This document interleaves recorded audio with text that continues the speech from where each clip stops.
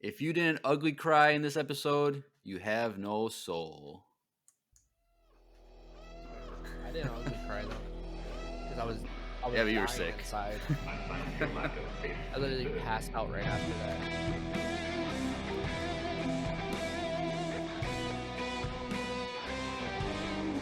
I didn't ugly cry, but I was dying inside. So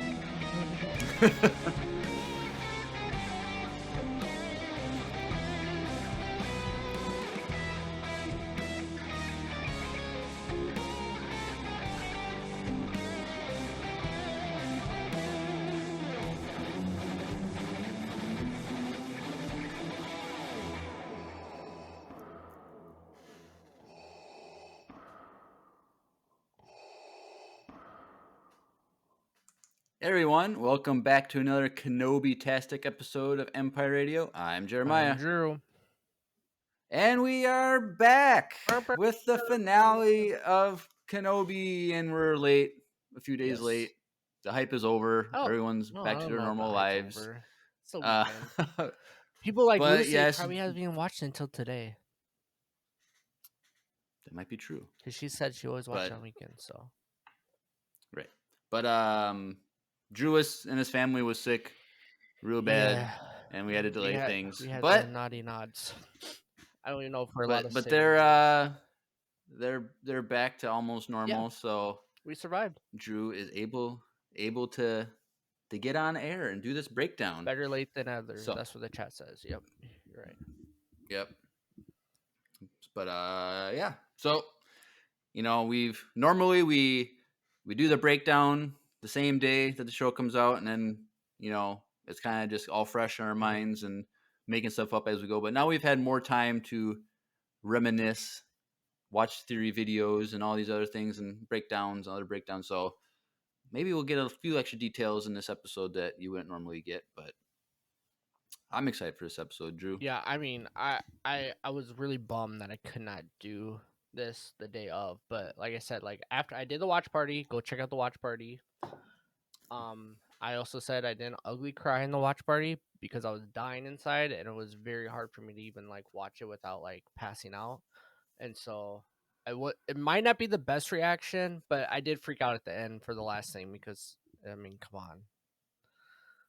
Seeing that face would make anyone feel better, so it worked for a little bit. And then the next day I was super sick. But yeah, so I was bummed that I couldn't do it, so I apologize to you guys, but we're here now, and that's all that matters. And yeah, I love this episode. I thought it was the best.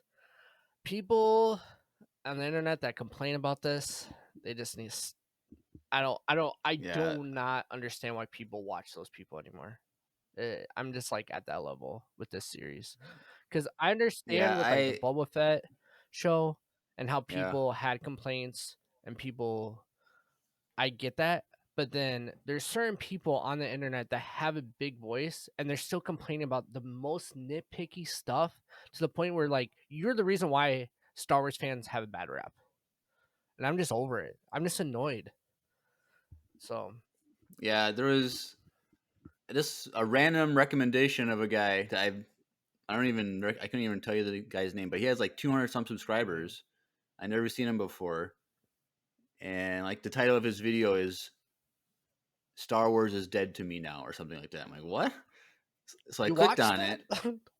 I just listened to like the first like 2 minutes, but he just was just saying how Kenobi is the worst thing that Disney put out, and he's never gonna watch Star Wars ever again. I'm like, well, he can have his 200. What are you talking about? Because like it's just 200,000 fans. Yeah. Okay. Like, see, 200,000 subscribers. I thought you said and I've never seen him 200. before. I was like, well, that's No. fine. But yeah, 200,000 subscribers. See, that doesn't make I'm any like, sense. I don't understand. Like this show, like I don't know.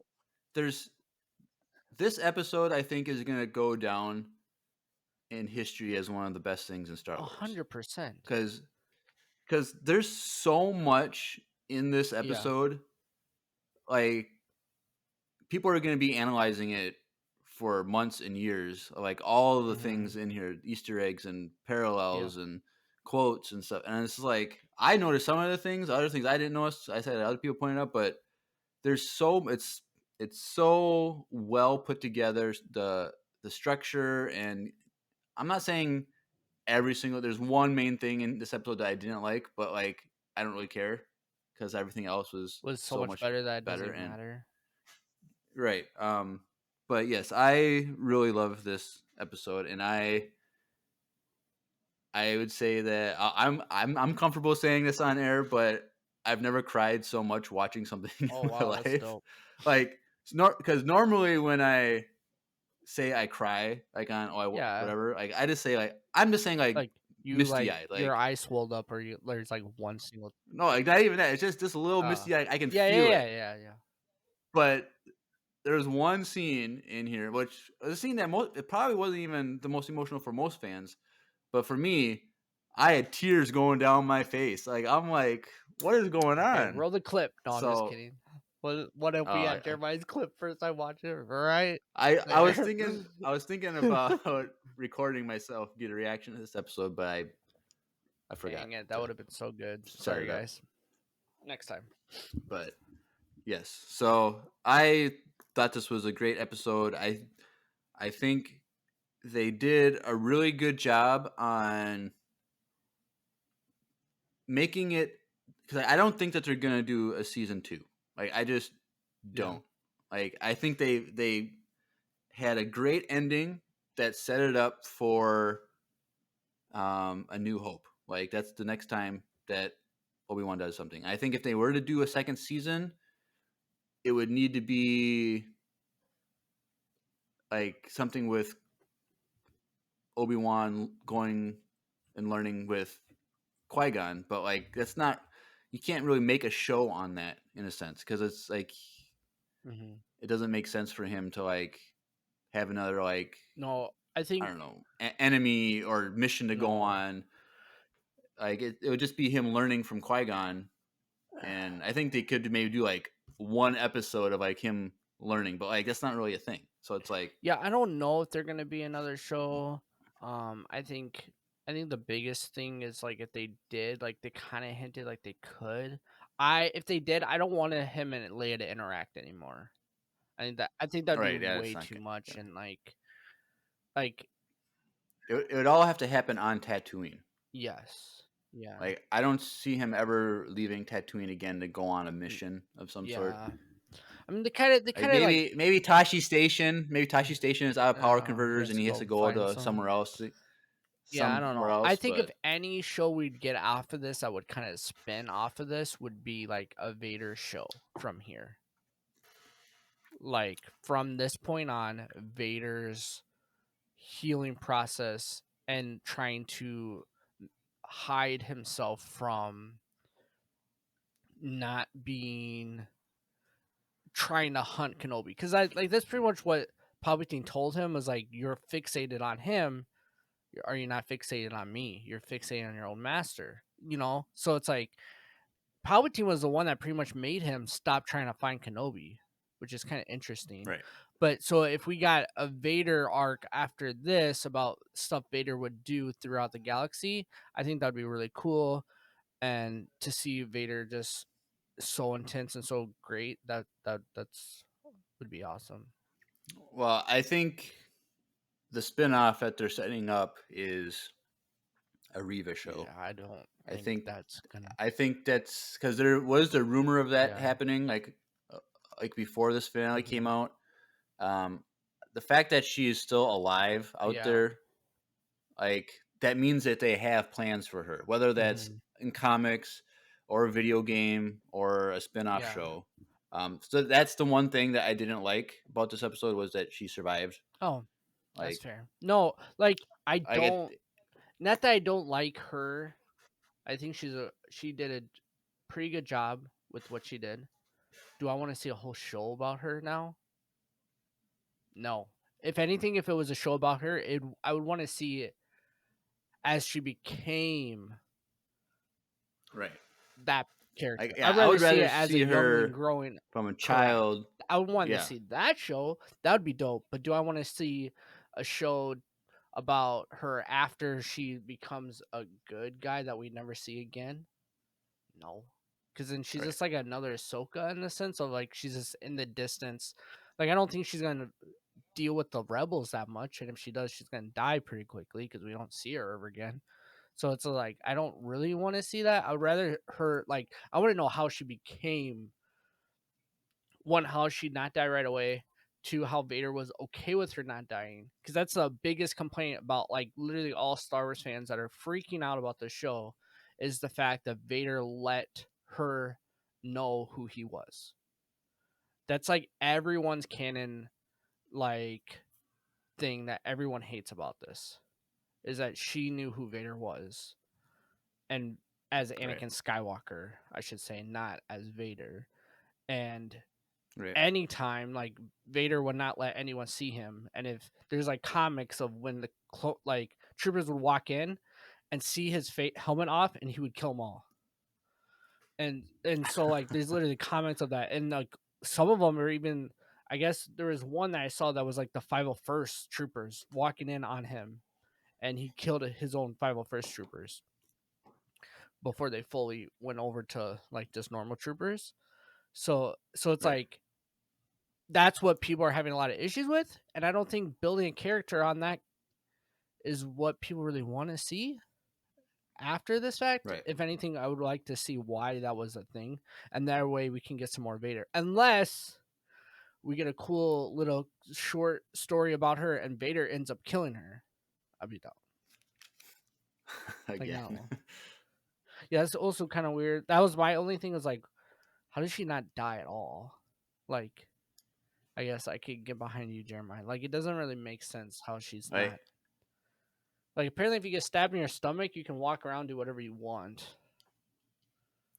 Right. Well, we can get into that now. So normally we go scene by scene in our breakdowns. We're gonna do a little different, because this episode jumped back and forth between two storylines very quickly. It'll be hard to really talk about.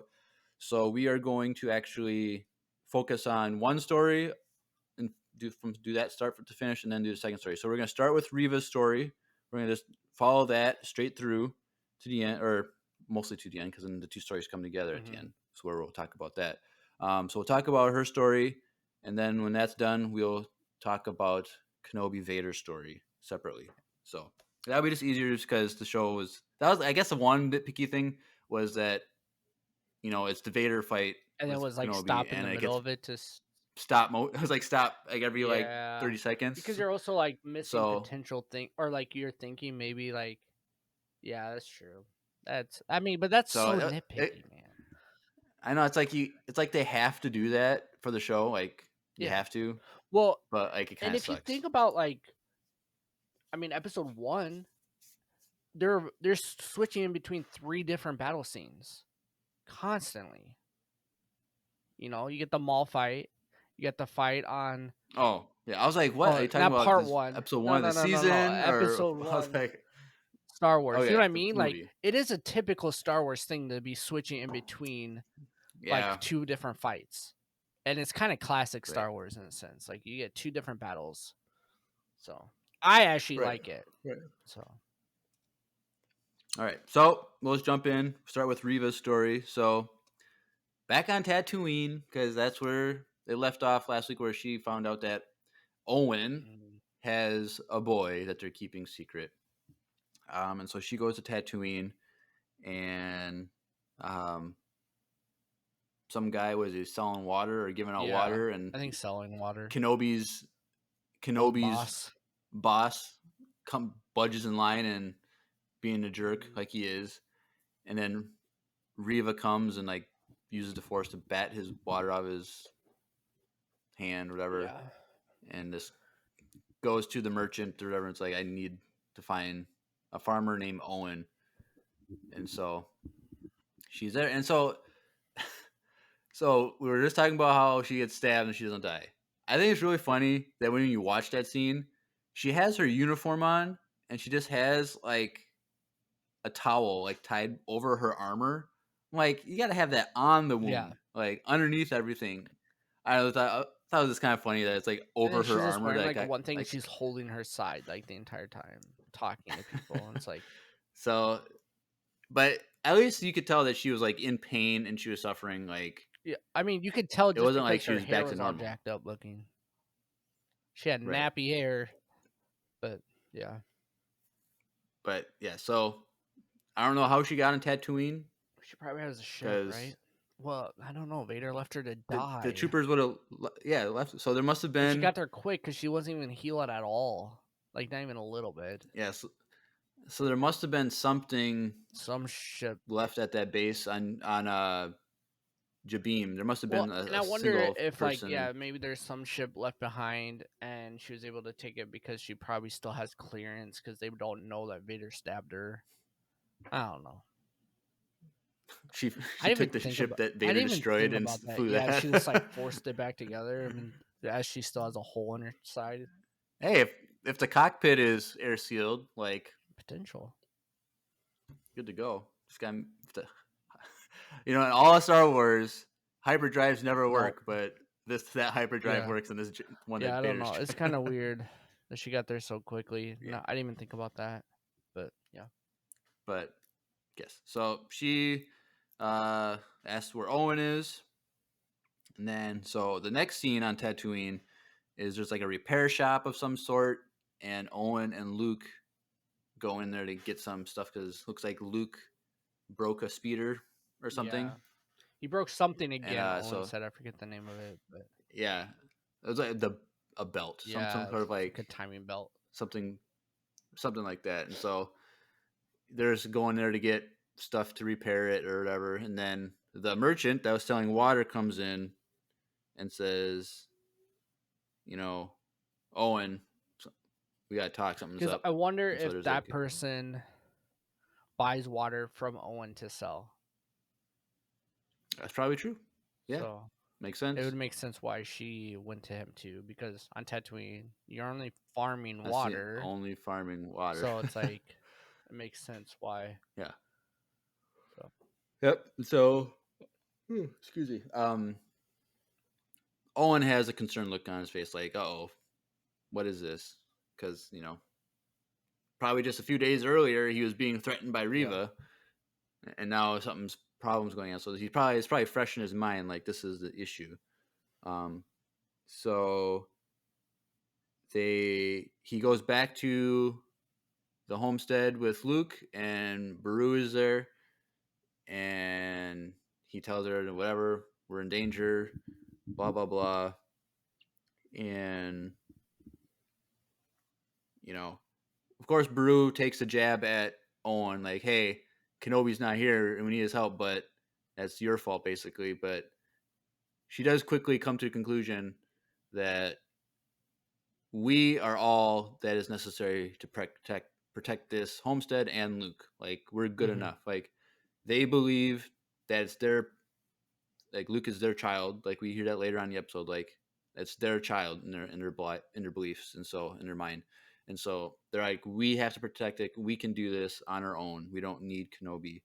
And so Beru, apparently, without It's freaking the Owen's best, knowledge, dude. has guns hidden She's a goat. in the homestead. So, and Owen was like surprised, like, "Oh, all right, ma'am, I'll follow your Dude, orders," she's a type of thing, beast, which dude. is Do not funny. mess with her. Yeah, and she's already like, "Okay, we have time to get ready Because because she's gonna come which at makes sundown," sense.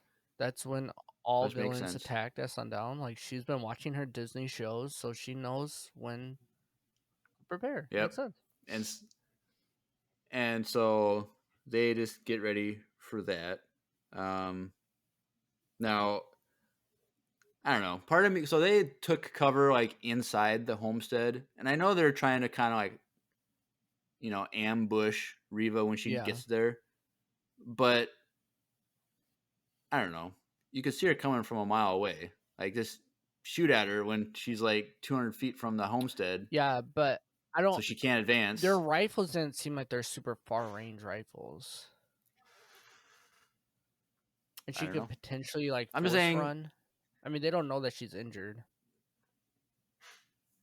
Um, I don't know, because she was clearly in pain when she first arrived on Tatooine, like at the first opening Oh, but scene. So like the merchant would have known that true. she I could see guess that the she's in pain. merchant, but we don't know what the merchant told. you know. Right. I don't know. I just thought it was weird that they kind of hid in the homestead when they could have Yeah. just saw her I coming think it's like one from. of those things where like you always fight better on a place where you know. You know what I mean? Like, Right. and the homestead is not like a small house. Like that thing is, it's a decent size place, so like they're able to like work at it. I don't know. That they made that place look so cool in the show. Like wherever they redid it, Yeah. it looks so different, but it looks so cool at the same time. Like, Well, I don't think they redid it. I think there's an actual because you can still go well, to yeah, the in original Africa, I one. don't think they filmed that in Africa. I don't know. That had them in practical I set think it's for inside. practical inside, but I don't think it's the one that they use in the Star Wars movies in Africa. I don't know. Because Maybe. I know that in episode 9, they did go back to South Africa and they filmed that in scene there. Because I Interesting. know you can go there and actually like pay money to like walk around and go inside there and stuff. So it's still like a functioning. It's kind of like you can go to Hobbiton and Lord of the Rings and go inside, Yeah. kind of thing like that. I don't know. I just build my own. Probably cheaper. I mean, we could build a winter just one just over. start digging a hole in the ground. True. But yeah. So, um, when it gets to nightfall, you see Riva approaching the homestead, and apparently she like triggered some perimeter Mm-hmm. alarms or something because they're down below and they're like she's here, and so they hide behind some crates and in one of the holes in the wall, whatever. And so Riva, she's walking around very slowly because she knows that they're going to be there. Yeah. And so she lights her, ignites her lightsaber, My and question is, can she read their when mind at this point? well, she can probably sense that they're there, but not Read necessarily what they're thinking. unless like she has the mind right there, like the person there. I don't think Oh, she can. yeah, because she can be. Well, I don't know. maybe that's not necessarily true because when Obi-Wan in episode 2 was hiding, She can sense. she could sense that he didn't know that Anakin was still Yeah, alive. it's like she's So, walking through, but and then she can hear like or feel like Uncle Owen's like shaking with the gun, so she knew that he had a gun, kind of thing. But at the same time, I don't know. she's probably not focused that well because she has a Right. hole in his side. She's limping across the desert, and it's probably hot as heck. She threw away the only water on Tatooine on the ground earlier. Yeah. Why would you knock that water She out of should that have guy's just hand? drank it, or at least put Dang. it on her wound. Jeez. Wash it Yeah, out with some something. Tatooine water. I don't feel like Tatooine water is not the Probably cleanest super sandy. water. Yeah. Oh, get But you sand in know your that saying like rub some dirt on it. Maybe that's like where it originally comes rub some from. sand on Rub it. some Tatooine water on it. It's like the same thing. I don't know. Maybe. But yes. So she's walking around and then it seems like um when she turned and like put her back towards Owen, that's when he shot at her. Just because she wouldn't be able to see it coming in a Mm-hmm. sense. But his first shot missed so far. Did you notice that where Well, it hit? It was like on the wall on the other I mean, side of the thing. he Like clearly doesn't use it wasn't even guns, which I close. don't understand. Like, there's sand people everywhere. You would think he would be really good at it. You know what I mean? But Right. Right. apparently, his And wife's the so only one that does all the real work out there. So right. Oh, and I should say I missed this, but Owen tells Luke that Tuskens are coming yes, and that they've been hitting, you know, farms or something, outpost, outposts and farms and stuff, because and so that he they're doesn't want coming. he doesn't Yeah. want to scare Luke to the point where like why am I getting hunted, Dad? Like or Uncle, like that doesn't make any sense. I'm Right. And so that's one of the problems people had with this episode because they think that Luke, you know, was interacted with this Force user and should know about the Force. But that's not true. Never once does he see the lightsaber and knows that it's a person, not a Tusken Raider, because he's running away. Mhm. He doesn't see any of it, And when he and so gets thrown on they the did ground, he that doesn't know what that could have been. Like, it doesn't make right. The ground just fell because he's on a ledge. yeah. Like I thought they did it really well, keeping it where he never actually saw Reva. I think there's maybe when he's like running across the desert, like, he kind of looks back, but he's so far away, like he can't. It's in the dark. No, it's, He like, can't see pitch who's out there. He black. just and I can't remember if her saber was on, but like he wouldn't know what's going on. No, I And think so they did pretty well. It didn't that's what I'm telling you, people are so nitpicky about certain things where it's like, that stuff is not this go watch 9 8, and then let's have this nitpicky conversations, like, it doesn't make any sense. Like, I don't understand right. it. So yeah. So Luke never sees Reva as an actual person. He thinks that a Tusken Raider is Or chasing him, Raiders, like, he d or yeah. multiple ones. So like, and he never is like up close to her where he can see her. So when it gets to A New Hope, when he doesn't know about the Force and doesn't know about a lightsaber, like canon was not broken there. No. Like it's perfectly in alignment with the canon. Like it's consistent, which they had to do that purposely. And every single like when Reva goes into that final chamber where Beru's there, and she's like, "Luke, climb or run or whatever," you know, it's like he's just going through the hole in the ceiling, and like he would have never even seen Reva come into the Mhm. room. So people, all the haters out there need to No, take a that's what I'm chill pill. saying, like, I think a lot of this, like, I'm not gonna call out any names, but I think a lot of this has to do with people trying to get views on their YouTube. Like, honestly, because they're nitpicking such an amazing show. It doesn't make any sense to me that they're picking such an amazing show, but they didn't even like nitpick this hard and this aggressively. At least I didn't notice it from multiple channels when it came to Boba Fett. When that boy took his helmet off every 5 seconds because he couldn't breathe or Well, something. there's plenty of There people that was, hate but Boba I Fett. feel like right now it's so aggressive for a show that's literally the best. Well, I think the difference between the Book of Boba Fett and this one is people are trying to understand how it doesn't break So they're canon. just Like that's like, going in. Everyone was like, "How is this going to fit in to canon without it mhm, contradicting anything in Episode 4?" And I think because a lot of people were going into that with that attitude, and if they already had a negative view of Disney era Star Wars, they can they just sit on that were right away. they were blinded by actually following the details in the story to see that it doesn't Yeah. truly contradict. Or how it's still a good And story. And also, yeah, if you hate and Disney Star Wars, you clearly have not seen The Mandalorian. Like there's so many people I right. know that hate Disney Star Wars. And I'm like, well, have you seen Mando? Well, I hate Disney Star Wars. Why would I watch that?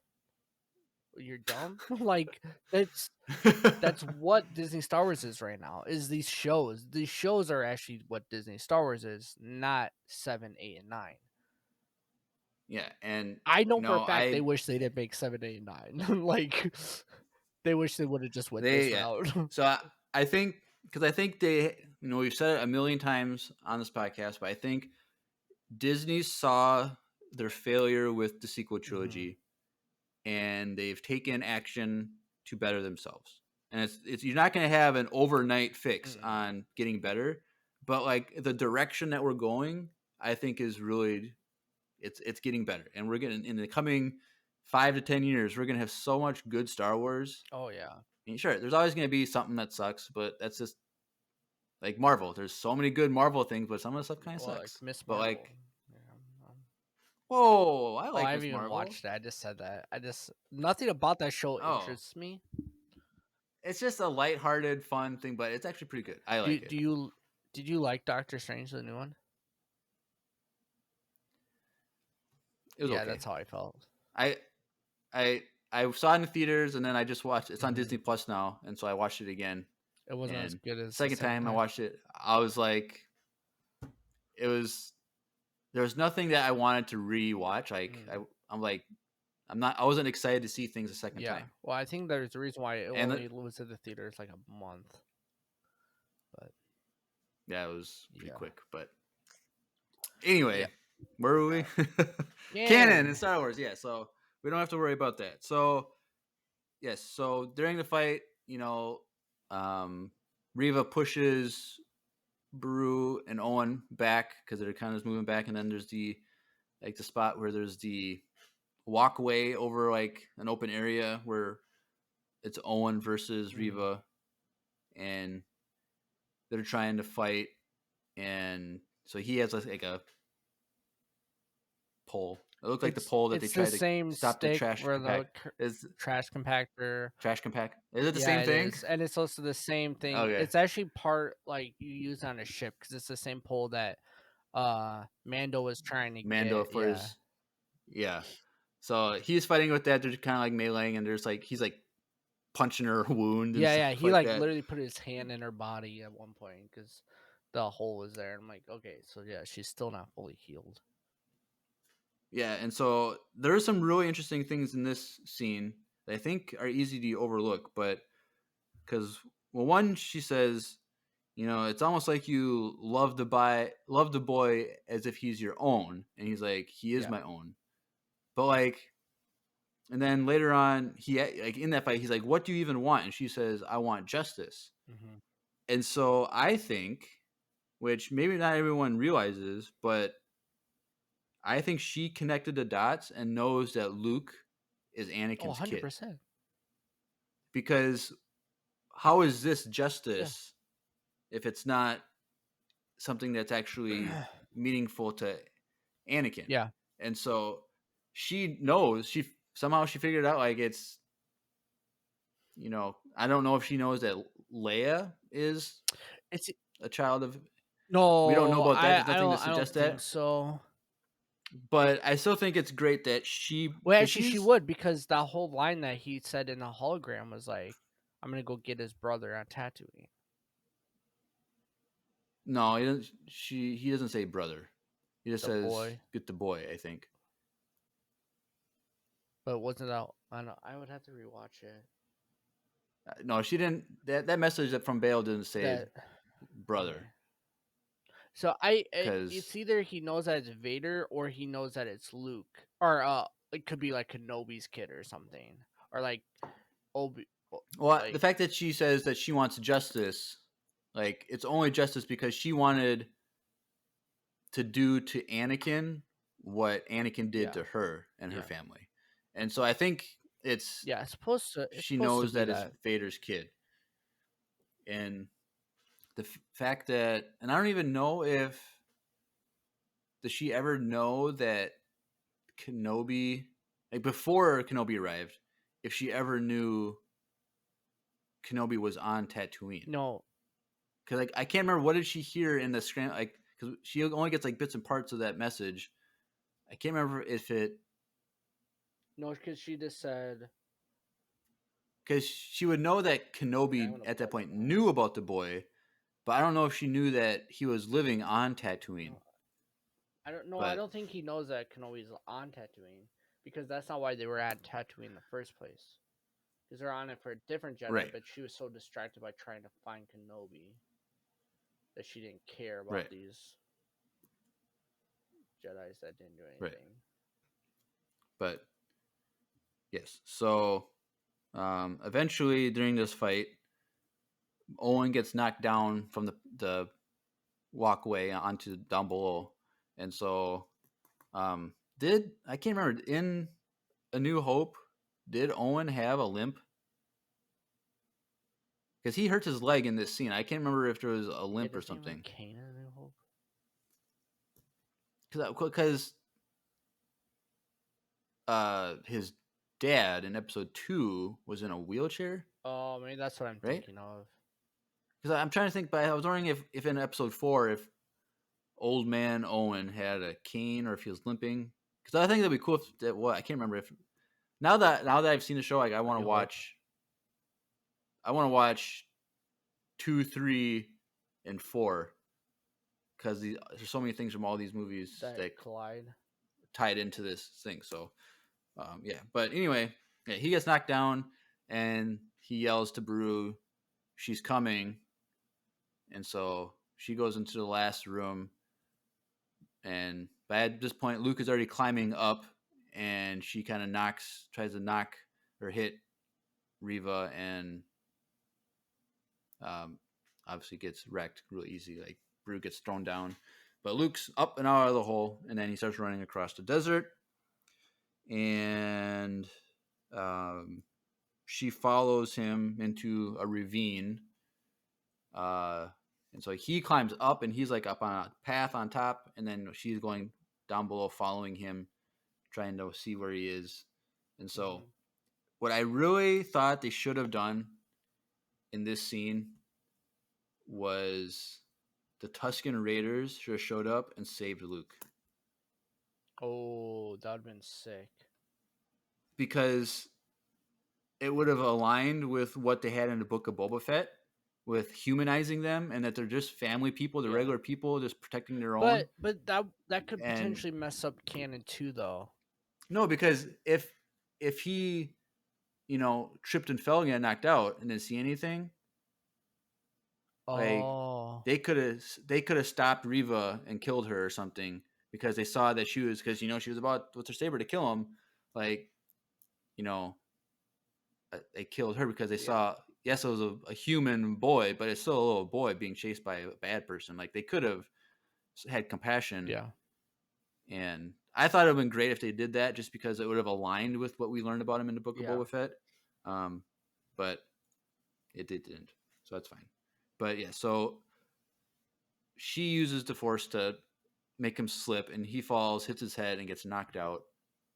And so she goes up to his body and wants to go and kill him, but then she's having flashes of seeing her child self, and she's having an internal conflict. And so obviously we know she doesn't kill Luke going into this, because, spoiler alert, he's alive in episode 4, so we don't have to worry about that. But I was just wondering, like, how it was going to end, whether someone was going to show up and stop her before she could kill him, or if she was going to have an aha moment and say, yeah. no, I can't do this. By the way, Jeremiah, it Because said in that this we're kind of way past that part, but I looked it up and it does say if he finds you, then he'll find out about the children. children, Yeah. plural. So Interesting. I So, mean, I don't know if that says like Leia, because then he said then they'll head to Tatooine. So maybe he thinks maybe there's but more than one did children on Tatooine. did the children, was that in the Yeah, that was broken the message that broken Reva one. heard? The broken one. Okay, Because I just watched the recap for the beginning of this episode. right. Because I wonder, because even though from her perspective, it could be all these children on the path. That could be Yeah, ambiguous on that. But the fact is, she does. But from the message, she knows that some boy is being hidden on Tatooine, so she knows that there's a Force sensitive kid, and and I think she just connects the I dots don't know. and I knows think it that's says something with Anakin's kid. Owen too, right? That's how she knows about Owen. Yeah, I'm gonna have to help Owen with the boy or Yeah. something like that. So, because that's how she knows the So yeah, name it could Owen, be when she asked. like you said, the children of the past, but she knows that there's one is the boy. And it's Bail Organa knows about the boy, Which I don't and know how she so, wouldn't tie that like, together because Bale is the dad of the I'm kid that saying, she's took. well, but she But knows. then I guess she doesn't know that Bale's What kid what is. but it's public knowledge that Leia is adopted, though. Oh, it is. See, yeah, this makes it seem Yeah, like so, she like, knows that Leia was too. so she would have been adopted. I think everyone would know that. Like, it's just because she's I think that is obviously the weirdest thing in Star Wars for me. what. One, why? If I had a kid given to me when they're a baby, I would say that's my kid. I wouldn't say, hey, call me uncle when you're a baby. But But it is his Well, uncle though. it is his blood. Well, it's not even his blood uncle. It's his step Yes, uncle. it is, right? But there's no situation where these kids are going to meet their parents. In any of this situation, one, they both. I mean, every party thinks that both their parents are dead. Yeah. So it's like, why would you hide that? Just say that they're your kid. I just I don't know. That's the only thing that like Okay. I'm just a single, unmarried, no I'm kids just saying guy. like Like if I like for some reason, like I always think that like parents who adopt should just be open very early on that you're if adopted. there's Like a rather than like, oh, potential you're. for the person to find their parents, I think yes. Well, I'm just saying in general. Like I would hate to be kids 12 years old and they're like, oh, by the way, you're adopted, Yeah, that's true. and And having then their life, their I think whole okay, like, but yeah, at a very young age, if yeah. like, oh yeah, like, we chose to have you as our kid I feel like because in Uncle you're. Owen's in the situation, like it's not like he's gonna go like do a 23 and me But he's family though, so like it makes more sense when a family member adopts to say, oh yeah, I'm your uncle. or to just say that's my kid. As long as no one else knows, I don't think it's a big deal.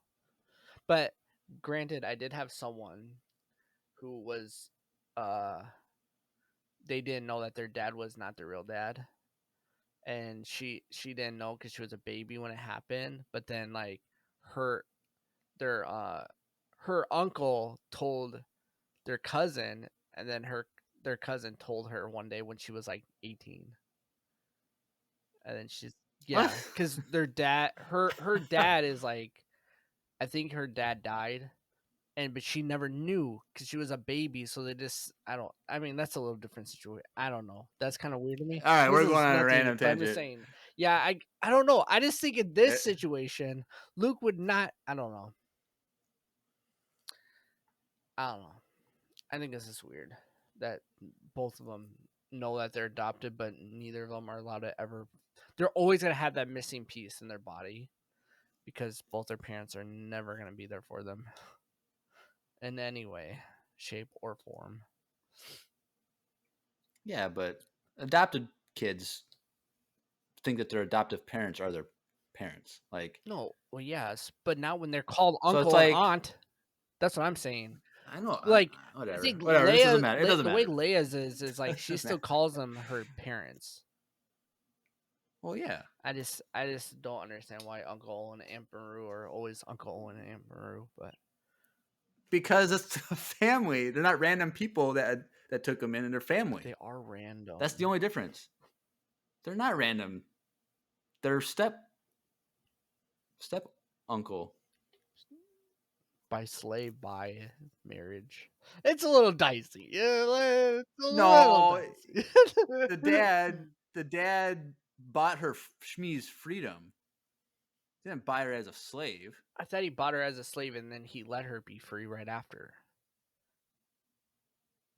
I'm I don't know. pretty. Either way, she was Shmi was not a slave when she got taken by the Tusken Raiders. Anyway, whatever. It doesn't matter. This has nothing to do with the show. Anyway, so yes, that's Reva's story until Kenobi story overlaps, which at the end. So you might as well start with the beginning of the Kenobi timeline Yes. or storyline. So space chase, classic Star Wars, being chased down by a Star Destroyer, and okay, here's something I never understood about Star Wars. Star Destroyers. They're supposed to be the biggest, baddest, most powerful ships ruling the galaxy, and they can never take out a tiny ship. Like, I just don't get it.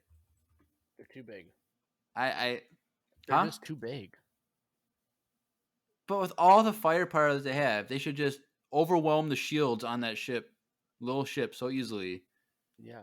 They should never even miss a shot. It should be perfect hits every Yeah, I time. just think it's too big. I don't know. I don't know. I I just get feel that. that, but you got to also think of the people that are running these ships don't have the best aim. It's kind of known for that. It's all I computerized. They know. don't I'm have just to. kidding. I don't know. They're just. I think it's just too But big. It's so whatever. bulky. It's so hard to maneuver. I think the only thing about this episode that kind of brought me out was like how CGI this scene was. Yeah. Really? The people loved this because they thought it looked practical and like the style of the old I think it movies, felt like original episode two movies. a little bit too much for me. Yeah. What? Oh, The ship was like the big ship was cool. I think the big ship looked really good. I think the little ship looked a little fake. That's me. I mean, it didn't take me. It didn't like destroy the show for me. I'm not gonna hate Disney now like half the people because the dirt is too dirt and not enough sand like on Tatooine or something like that. But yeah, okay. um, but yeah. So and then classic, the ship's not working right because what was the last episode? Their hyperdrive's not working because hyperdrives never work in Star Wars when you hmm need them to work, and so they're they also trying had to like no do droid repairs. on that ship, which is a mess up. Like you always have a R2 droid somewhere around, right? Like Right. But yes, so the ship's not well, but they're trying to get fixed up while they're buying time. Um, and Leia sees everyone is, you know, in sad, depressed moods, and so she uses Lola with the kids to brighten them up. And so, which we didn't know until this episode, but Lola has legs and can walk around. hmm Did you yep. notice that? I didn't notice that before, which is cool, I I mean, guess. I Kind of knew it remind me from the of toy. oh, 'cause that's already for sale, right? I People don't are know already if it's buying for them. sale on Hasbro, but it I thought was I've seen announced. people like already have I think Lola. you could have bought it right away at Star Wars Celebration. Oh, But yeah. but yes. So Lola, she's offering comfort to Oh, and people are everyone. making a good point in the chat, Jeremiah, that the Star Destroyers are for holding a position, but the TIE fighters are the ones that are supposed to shoot small ships and that kind of stuff.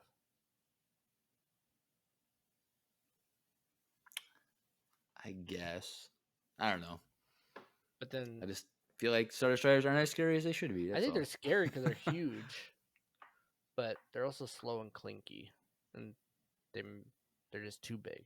I don't know. That thing turned pretty quick when Vader said turn, follow Kenobi. That was Yeah, a quick that's turn. as fast as we've ever seen them. Because remember that That one was that like I forget what episode that was, when then the other one stabs right through it. Rogue Yeah, One. like that was so slow. But yeah. So let's see. And so Obi-Wan realizes that Vader is focused on him and just wants him. And he wants to surrender himself so that the rest can, have a chance to flee. And so everyone's mad about that because they want General Obi-Wan Kenobi to help them and lead them and blah blah blah. But he's like, no, like this is the best plan. Like, and he even says that to Roken, like, that my plan makes sense and is the best for everyone. Um, and Obi-Wan even goes to Haja and says, "I need you to promise me you're gonna get the girl back to her parents." And Haja says, "You have my word. I'll do it." And he's like, "I don't know why you're trusting me though." And he's like, "Well, I trust you. Like, I just trust you. You're good enough. Mhm. You're trustworthy enough. I believe you can do it because you're not." He doesn't see Haja as a bad guy. He just sees him. Anymore. He's kind of like a Hondo. Hondo, yeah, he was a little rough early on in Clone Wars, where he was kind of ruthless. But at the end of the day, he just was looking for a few bucks here and Yeah, there. That's all. and I think the biggest thing is like they were Leia kind of convinced them with that because Leia was so on his side. Like not everyone's bad and stuff like that, and the whole time like Right. Kenobi's like no. So then when it came down to Leia, he was like, "All right, I trust you." Like I still don't really like him, but yeah, Yeah. I would hopefully we don't see him ever again, but yeah. it's gonna be a Haja Riva spinoff show. Oh Lord, I hope not.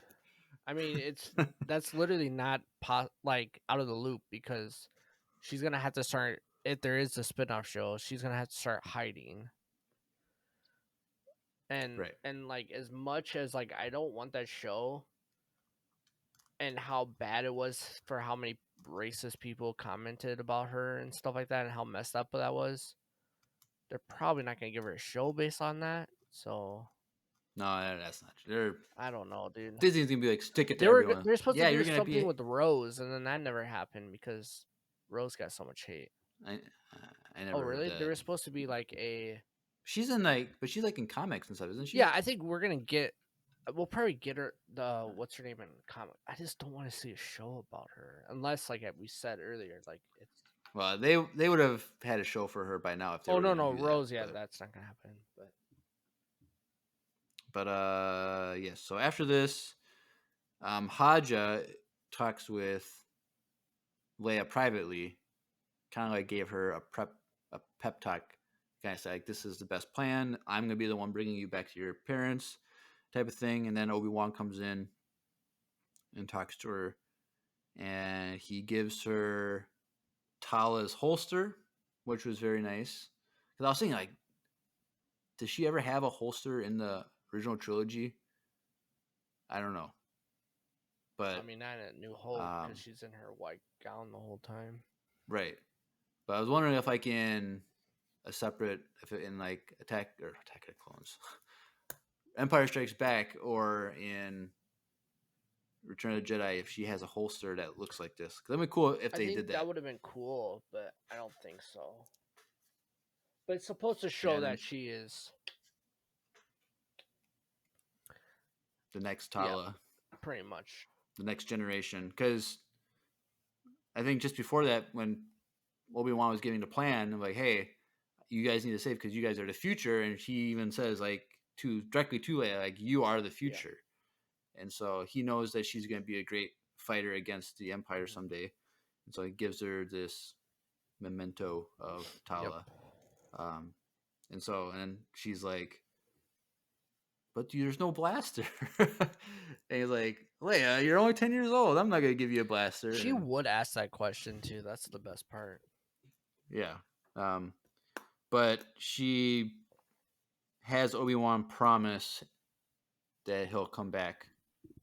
And so he says that he promises to come back.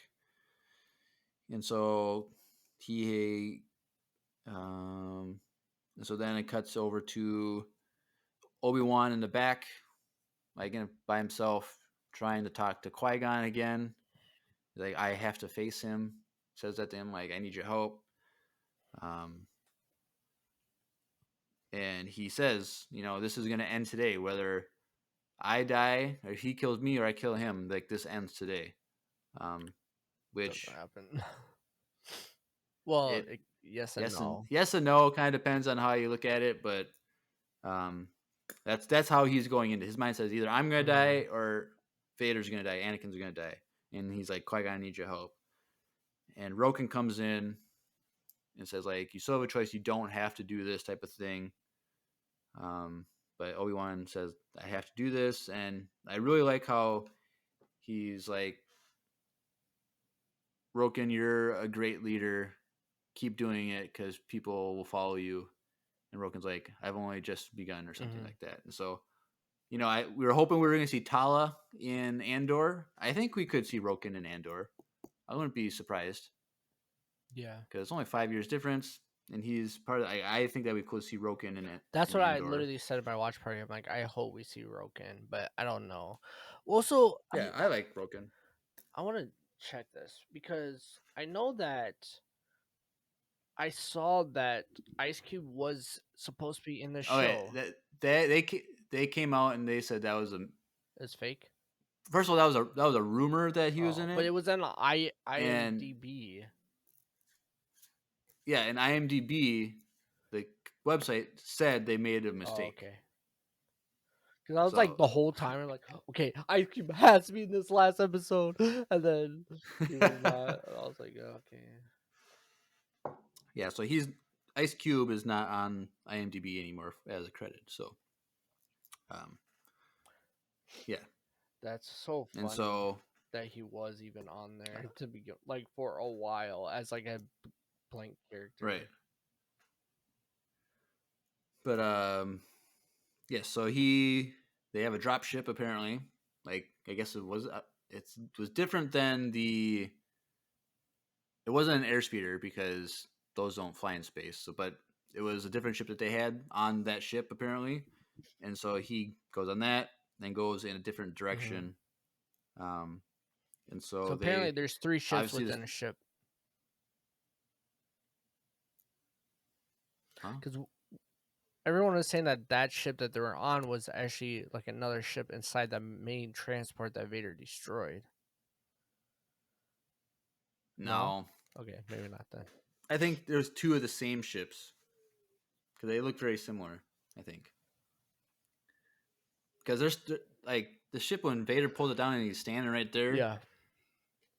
Like the capacity of people that could be on that ship was about look the same as the capacity for the one that they're flying. So I think they're just the same ship times 2. I But think the one I'll that have to he go back and destroyed was look. way bigger, honestly, but it doesn't matter. I don't know. So the Star Destroyer immediately picks up that another ship, a drop ship left, and there's only one life form. Vader is like, that's Kenobi, and follow him. But the Grand Inquisitor was standing right next to him on the command deck, and he's like, Vader, it's more important to go after all those people who are on part of this path. We can destroy the entire path right here, right now. That's a bigger objective for the Empire. I mean, he's not wrong. But Vader, he's not wrong, but Vader says no. We're gonna follow Kenobi. I wish Kenobi, Vader would have like and I really backhanded like. him. Well, did you see the Grand Inquisitor's expression and mannerisms after Vader said we're going with Kenobi? Like he has this He was like, scared to death. okay, he wasn't scared. He's like, okay, Vader, whatever. Yeah. Like he just submitting to authority. But I really like the actor's mannerisms and like head tilt, like okay type of thing. But they change course, and Vader says, "Prepare my ship. I have to face him alone." So that's all right. This is happening. It's happening, everybody. It's like The Office with Michael. It's happening. It's happening. But so apparently there's another planet nearby. So he just goes to that planet and lands. And it reminded me of the scenery of the final battle in Avatar: The Last Airbender. Yep. all those pillars. That's literally what I thought of too. Like I was like, why have I seen then, this before? And spoiler alert: at the end, Obi-Wan enters the Avatar state and defeats Vader. Honestly, yeah. Dang. That's basically what it was. Well, Dave Filoni, True. worked on Avatar and isn't part. He wasn't like fully involved in Kenobi, but obviously they have him as a consultant. Come on. They hey, just see the setting in Avatar: The Last Airbender. Like just do this for the finale. When yeah. she was like, I don't know how Yeah, to do this epic fight scene, but I know I have to do this, or I'm gonna get canceled by all Star Wars fans. And then he's like, well, you seen Avatar: The Last Airbender? That scene. Do that. Now, if they had him like spinning the rocks around him, like Aang, That then would have been a little much, and his like eyes turn white. Yeah, that would have been extra. Or puts on like the rock bodysuit like Aang gosh. does when he covers himself in rocks. That would have been anyway. If you haven't watched Avatar: The Last go watch Airbender, it. go watch it. Go support Dave Filoni because he needs all the help he can get. Yep, he's up and coming. He's a new artist and creator. But anyway, Kenobi lands, and while he's taking off his robe jacket thing, Lola was in his pocket because Leia wanted to have Lola give him comfort, like she that was was earlier. So cute. And oh yeah, I was like, dang it! Is that when you bald? And so no, but he leaves the ship, and then Vader arrives, lands his ship, exits the vehicle, and Kenobi is right on the edge of the open field area, and then where the rocks are. And Vader walks up and says, "Have you come to kill me?" And then we had two lines that are references. So uh, Kenobi says, "I will do as I must," which was the line he said when he fought Anakin in Episode 3. And then Vader says, "Then you will die," which is what he said to Ahsoka in their fight in Rebels. And so there are already callbacks, already references. Like it's already, oh dang, this is emotional. Um, and then they start fighting. And so this fight was a very different kind of fight because like Kenobi, you can tell like the beginning of the fight, he's still like remembering the flow, and then like through the fight, he's getting He better and finds the better. switch somewhere in the middle of the fight. Yeah, and so it's really great because the environment played an effect, like a big role on the fight because it was uneven ground, and there's like their blades were hitting the pillars, stone pillars, and they're throwing rocks at each other. But I really like the choreography in this fight. Like this was the Oh best yeah, live dude, it was so action good. duel since um, Episode 3. episode 3. And it was like I'm not good at watching choreography and like, oh yeah, that's you know this like I could see like episode 3 Obi-Wan. Like, I can't do that, but I felt like there were moves that Anakin or Obi-Wan did that were Anakin's moves from episode 3, like spinning behind the back and all that stuff. Like I don't know. I thought that Well, and we the saw some of that choreography too on in the last episode, with the training right, and stuff. So right, right, and so it was very very. I don't know. It's hard to describe because it's a lightsaber fight. Like, how do you describe each motion and stuff? But it was. I thought the choreography was great.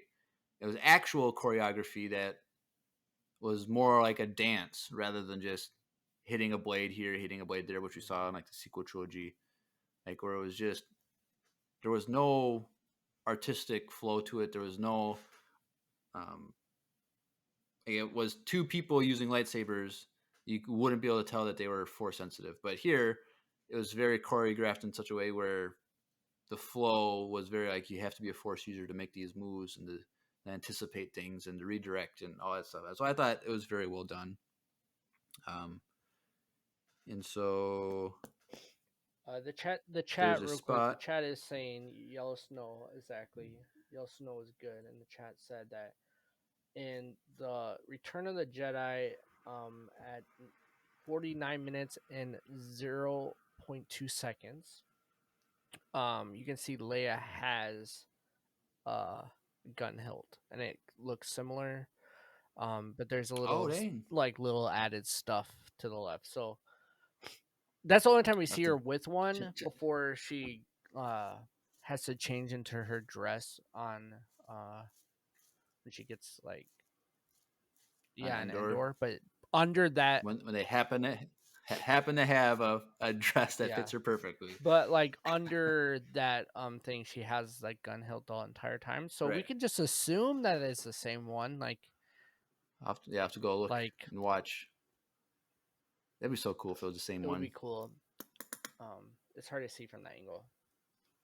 Let's just Right. say it is. But yeah, I'll definitely go check that out. Thank you for that clutch Yeah. comment. Was it Yellow Yellow Snow, Snow? Is that what yeah. you said? He looked through all of them, or they looked through all of them, I should say. I don't all Cool.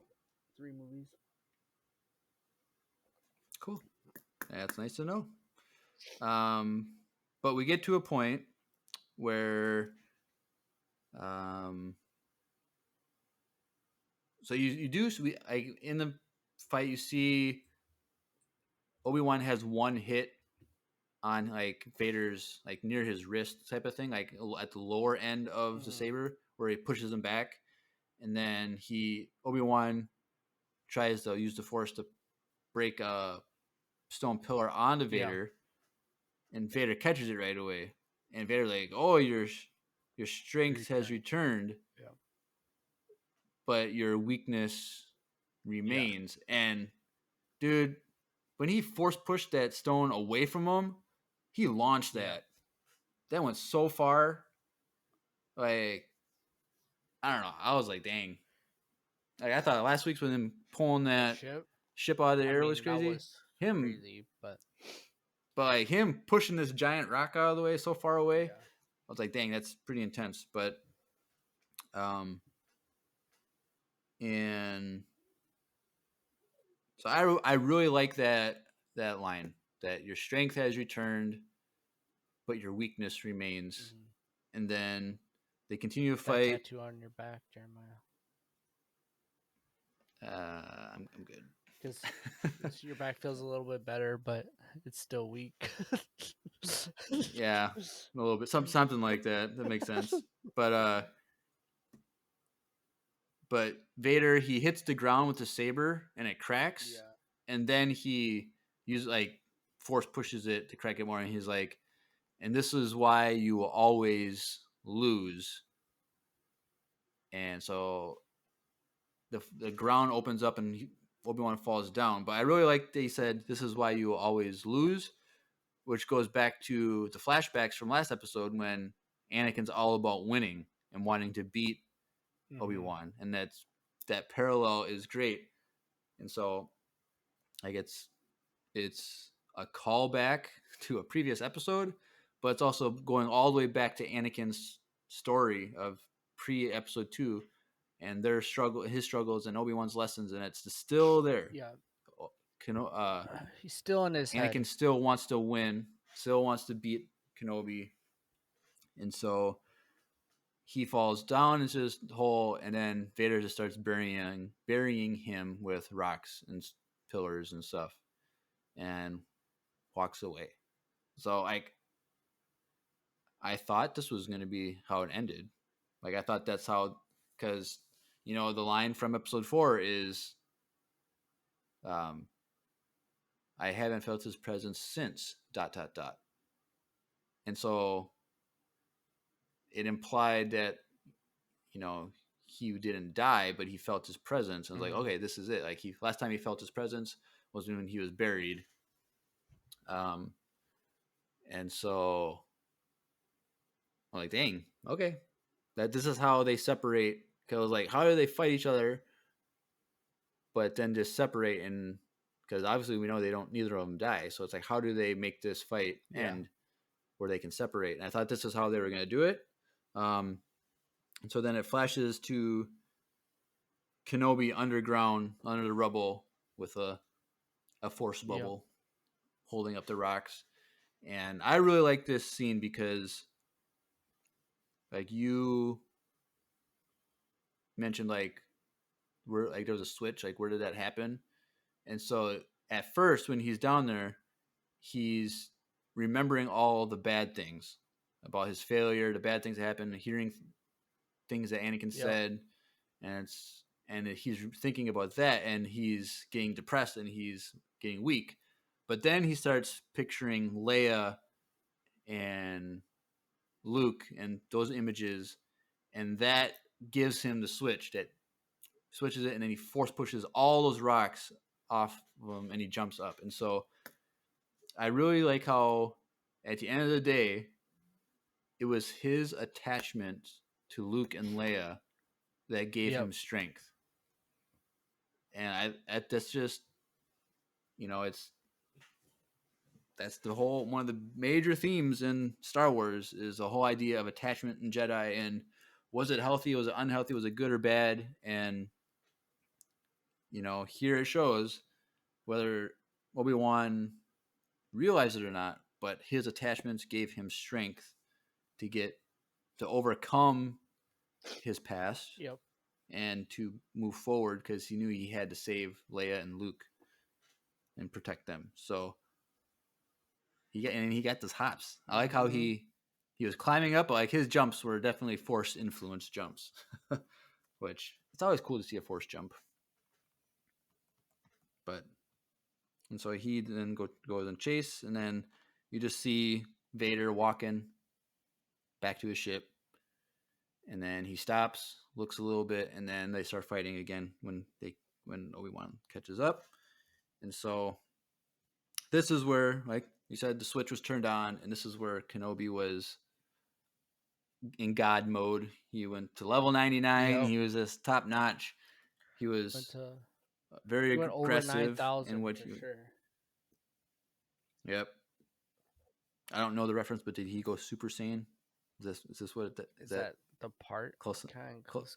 Yeah, well, yeah, Close Super enough. Saiyan. Super Saiyan. For sure. But this is when he yes, turned on so Super Saiyan 3, right? He was always at Super Saiyan 2, but this is his third form. Like he went. Okay. And so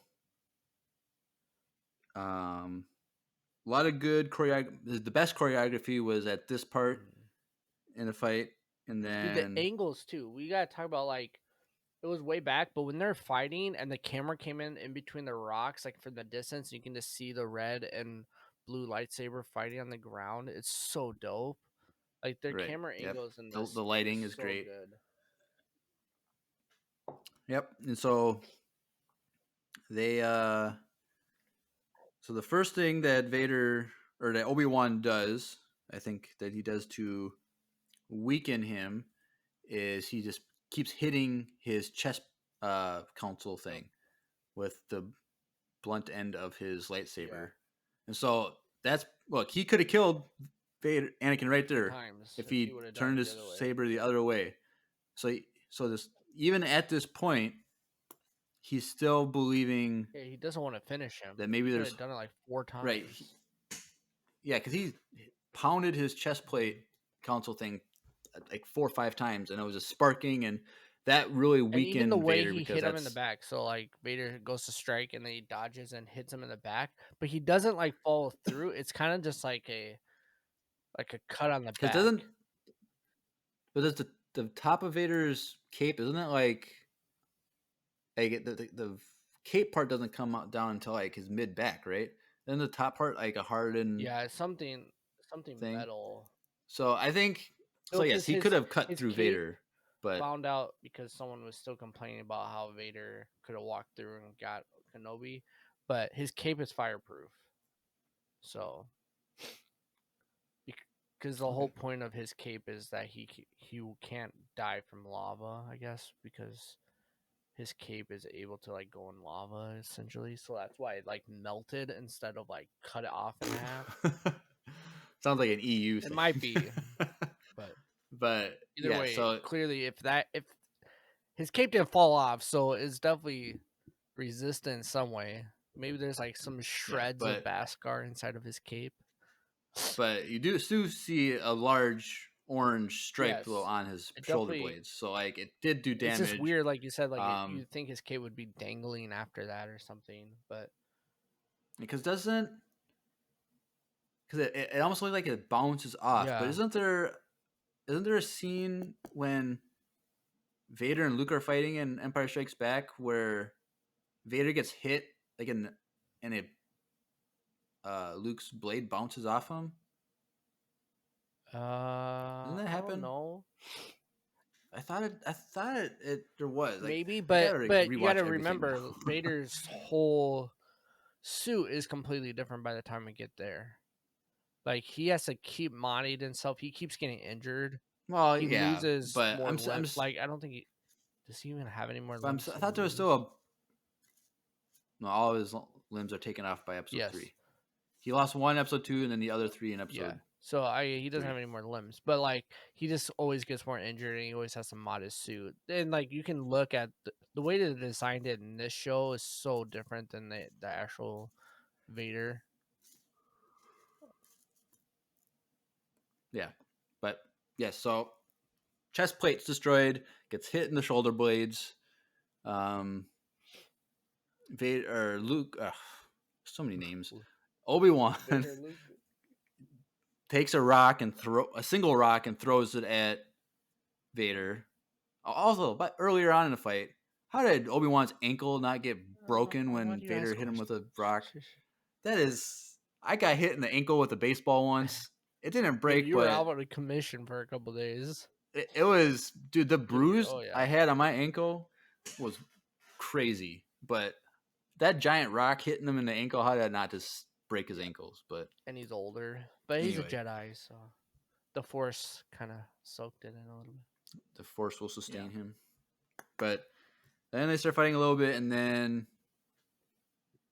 he does a big forced push against Vader, and Vader goes flying, hits a pillar. Like, I've never seen Vader get tossed like that before. Like, that's They pretty made crazy. Vader And look then, so agile in this, which I which I like like because because he's he's still still, stiff, but like because he would be only 32 years old. yeah, he's still So stiff, like but he's he's still a not as young, stiff as he is in like episode 6. right. Episode 6. Even when we get to see him in Rebels, he's still pretty agile Yeah, too. okay, yeah, So that's true. And Rogue One, he seemed really agile. nah, The walk scene he in Rogue One? the hallway scene. Now he was pretty slow because here's the thing: he could have gotten those plans really easily. Like he would rather those Yeah. plans get away than for him to run down that hall. That was kind of Yeah. funny, but because he could have just force pulled that thing out of the guy's Could've hand just from the start, but pull that whole guy he apart could just force choked all of them, broken their and just like necks. But rip the guy's arm off with it, and then dude, that would have been so cool. yep. But We're getting close. so then he gets so he gets thrown back. Vader's getting up trying to get up off the ground, catches breath, but he can't catch his breath because his breathing apparatus is getting jacked. But then you see Obi-Wan lift his hands up, and once again, it's always about lifting rocks. Yep. It's always going to be about lifting rocks in Star Wars. So I was surprised that Obi-Wan would do this because we've never seen like, okay, the only time we've seen this many rocks is when Rey opens up the thing in Episode 8, like the cave system. Oh like yeah, when she yeah, moves yeah. all those rocks so they can escape. But that was That just was the like her run, really. and that was her pushing. That was it. really. Yeah, she was standing there. She could take time to think and like do it. But this was Obi-Wan just turned it on, lifted him up, and then he just starts throwing these rocks, hailing them down on Vader. And this was insane for me. Like I was pretty crazy. And I think if you watch the scene, I thought like Kenobi was smiling when he's doing this. He has a little smirk. I'm watching it right now.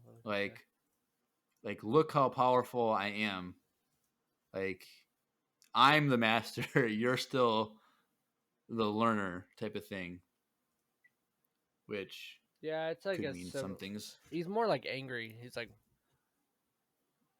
Also, I haven't gotten a 4K TV yet, so I can't. get one of those.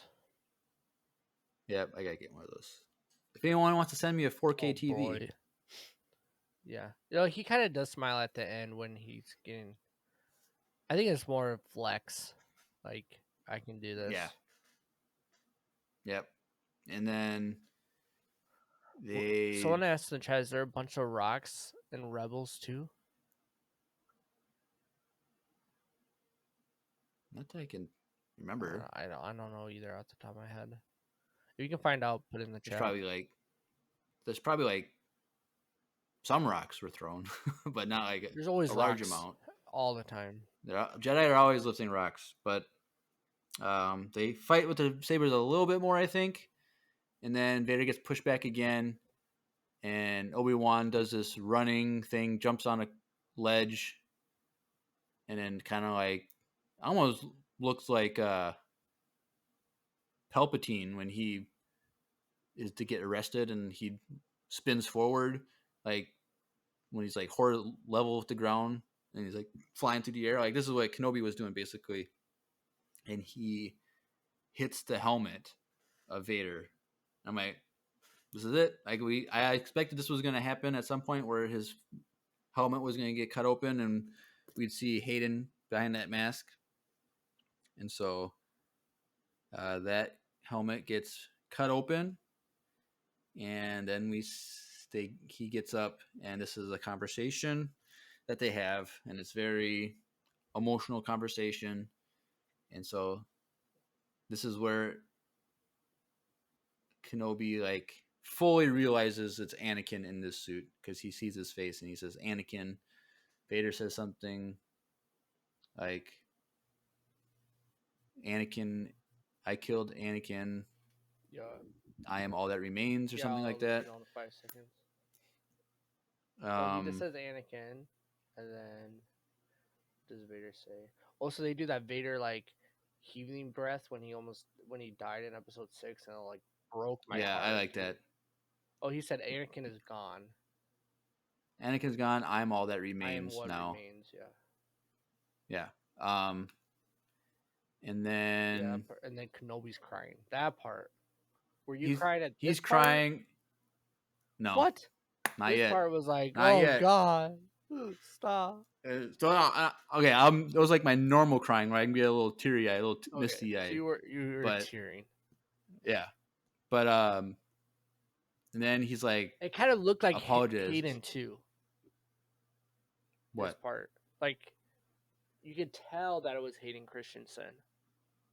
Well, yeah. But I feel like the other time when we saw his face in the back of the thing, it didn't look like him at all to me. I think the Well, blue light from the lightsaber when helped. you catch on fire, let's see how much you look like your I normal mean, self.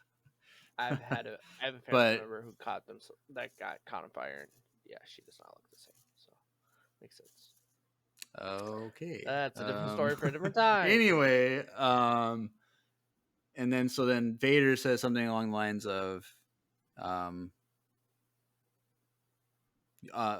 Obi-Wan, he apologizes for everything, and he says Anakin was not your failure. I destroyed him. I think did he say I destroyed him? That's Yeah. the line that he uses with Ahsoka and Rebels, and then he says, he has one more line, I think. Can't remember. He said, "I'm why." Then my friend is truly dead. That's what Kenobi No, said. it was something else that No, Anakin said or he just Vader said. said because Obi-Wan apologized or whatever, and then I I'm the It same says, way. What? It's so slow. Okay, wait. The same way I destroyed you. That's what he says. "Oh, I destroyed him," and then The he says, same way "The same way I will yeah, destroy I you." will destroy you. And then that's when he says that my friend is truly gone or dead or whatever, and so this scene was okay. So this is something I posted on the Discord. Join the Discord if you haven't already. But someone on Instagram, I saw a little video on Instagram. So here, Kenobi cuts open the left side of Anakin's Mm-hmm. helmet. And Ahsoka does the right Ahsoka, side. the right side, but Luke is the only one that can remove the full helmet. And Because he so, tells Luke to remove it too. yeah, so like, you know, Obi-Wan couldn't save Anakin from Vader. Ahsoka couldn't save Anakin from Vader, but Luke was the one, and Luke is the one that was able to fully remove Anakin's helmet, Vader's helmet. And so I thought that that's very, I have to believe that that's intentional. Yeah, it Like, definitely. I I think. don't know, I mean, why not? because like I don't know. I thought that's just a very Mm-hmm. well written. Like when someone pointed that out, I thought that was a very great thing, and it really adds to the original trilogy Yeah. more. Like I went back and watched just that scene of him taking the helmet off Vader, and it just meant like so much more Oh yeah. to me. And so, um, So I can see you with but my yes, own eyes. Oh. yeah. But what I really liked that they did with this scene though was because they didn't do this with the Ahsoka fight with in Rebels with Vader and Anakin. But here it goes back and forth between his Vader voice and Anakin's voice, and it overlaps and it goes in and out. Like I really liked that they did that. Whereas in the Ahsoka fight, it's mainly just Anakin's voice with a little bit of distortion, but it's mainly just straight Anakin voice. Yeah. And so I like how they did. So he would like say a whole And sentence, and then like the last word would be Vader. Like Vader, or yeah, go in and out. Really so I thought that was really cool how they did that. It really added emotion because it's still, I still want to believe that even in this moment, Anakin is still in there. Like he's still, because like he had this conversation with Obi-Wan, so he's not fully overtaken by the dark side in this moment. Like, but he's telling himself a lie that Anakin is dead, that he's been destroyed, but the fact that he's having this conversation with Anakin or with Obi-Wan shows that he's still conflicted, even though when you watch back when Anakin is speaking through the helmet, you see him smirking.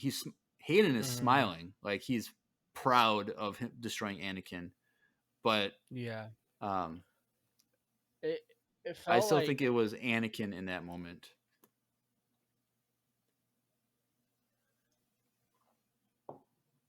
What? Yeah, I don't know. It kind of felt like Gollum when he became Gollum, and that's Smeagol. Something like that. That's why I said never mind, because I've only seen those movies once, and I vaguely remember. Again, maybe. But yes, and so Obi-Wan says, then my friend is truly gone, and he walks away. So I thought this was a surprise that this is how they ended it. Because I thought there was gonna be where they were gonna be forced to be separated, where they couldn't finish each other off or something like that.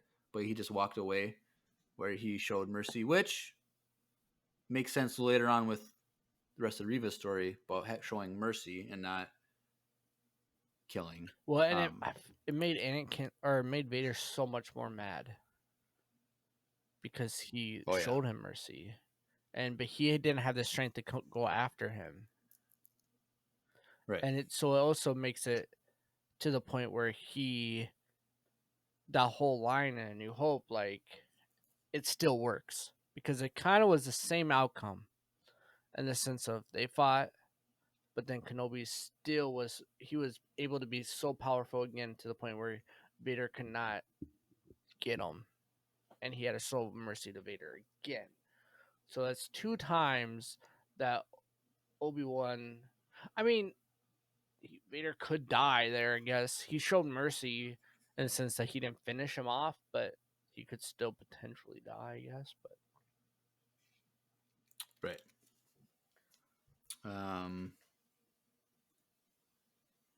But at the end of the day, what they should have done, Obi-Wan and Vader, they should have sat down at a table and have a hot beverage, specifically coffee or tea, from our sponsor today, Wesley Andrews Coffee and Tea. So, this could have saved the galaxy from a lot of trouble. So if you want to help save this planet and have less conflict with people, buy some coffee from Wesley Andrews Coffee and Tea, and let's hear a little commercial from them.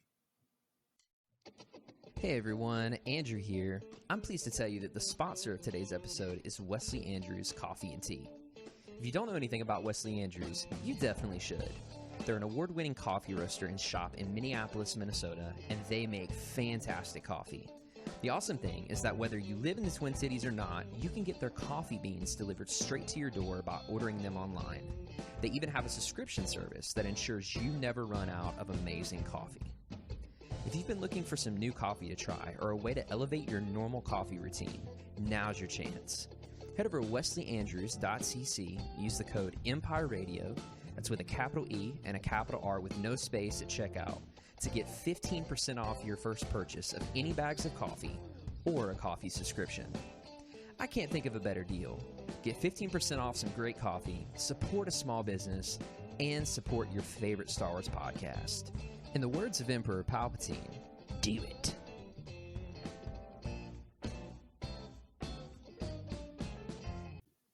Do it. Do it. Go get it. All right. So, Anakin is screaming. You know, he's like, Obi-Wan, Obi-Wan. It was very scary, like how he was screaming it. I was like, dang. But Kenobi, he just keeps walking like a G, and he goes back to his ship. Second time he turned his back on Anakin. Oh. I'm just kidding. Well, he shouldn't have turned to the dark side. Like, True. that's all on him. Because he turned his back on the whole galaxy, so Ooh. But yes. So, couldn't even kill younglings properly. well, we see that Not he did. all of them. Not all of them. But yeah, so Kenobi, he gets back on a ship. He leaves. And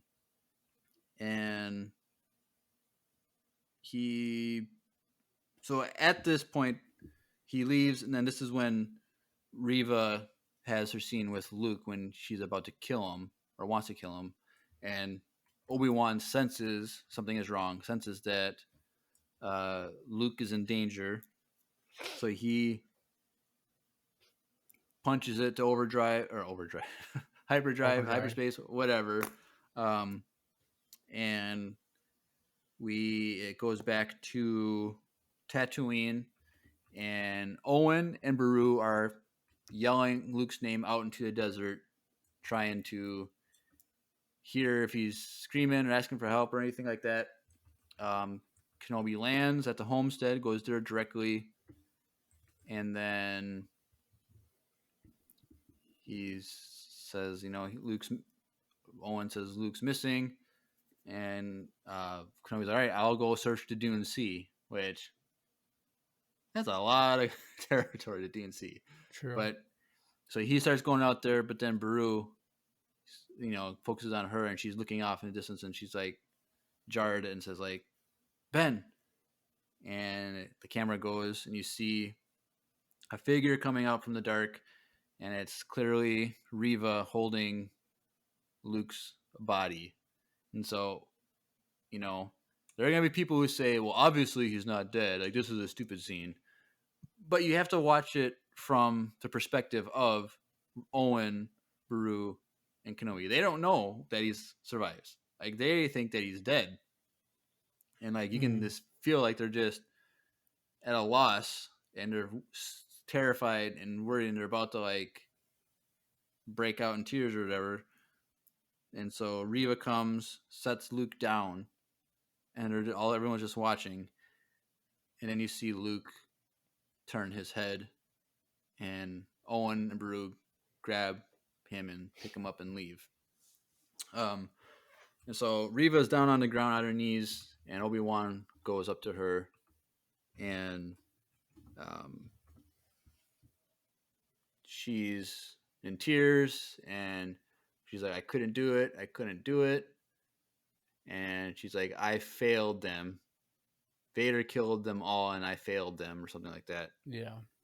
And Obi-Wan uses his wisdom. He's like, you have not failed them. You've given them peace. Like, you've shown mercy. Mm-hmm. So, like, this mercy is what he just showed Anakin moments earlier. Yep. And, that's a true sign of a Jedi, is to show mercy. And it's like one of those things, like, when you don't show mercy, then, you're embracing the dark side.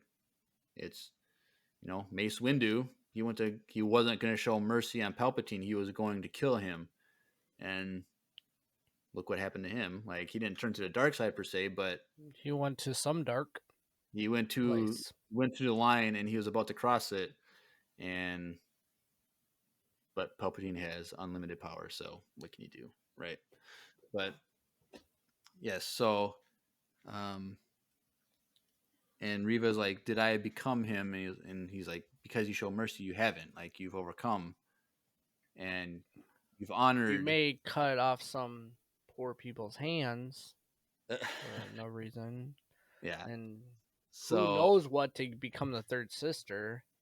I don't know, but in Obi-Wan's mind, no, because you didn't kill the only Jedi that really matters is Luke. So yeah. until you get to Episode 8, then he doesn't matter. So Riva is torn because she doesn't know what to do, but Obi-Wan's like, that's up to you. You choose your own path from now moving forward. So like,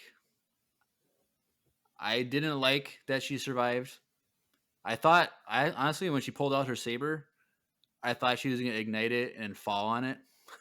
I thought that's what she was going to do like the honorable thing in a sense.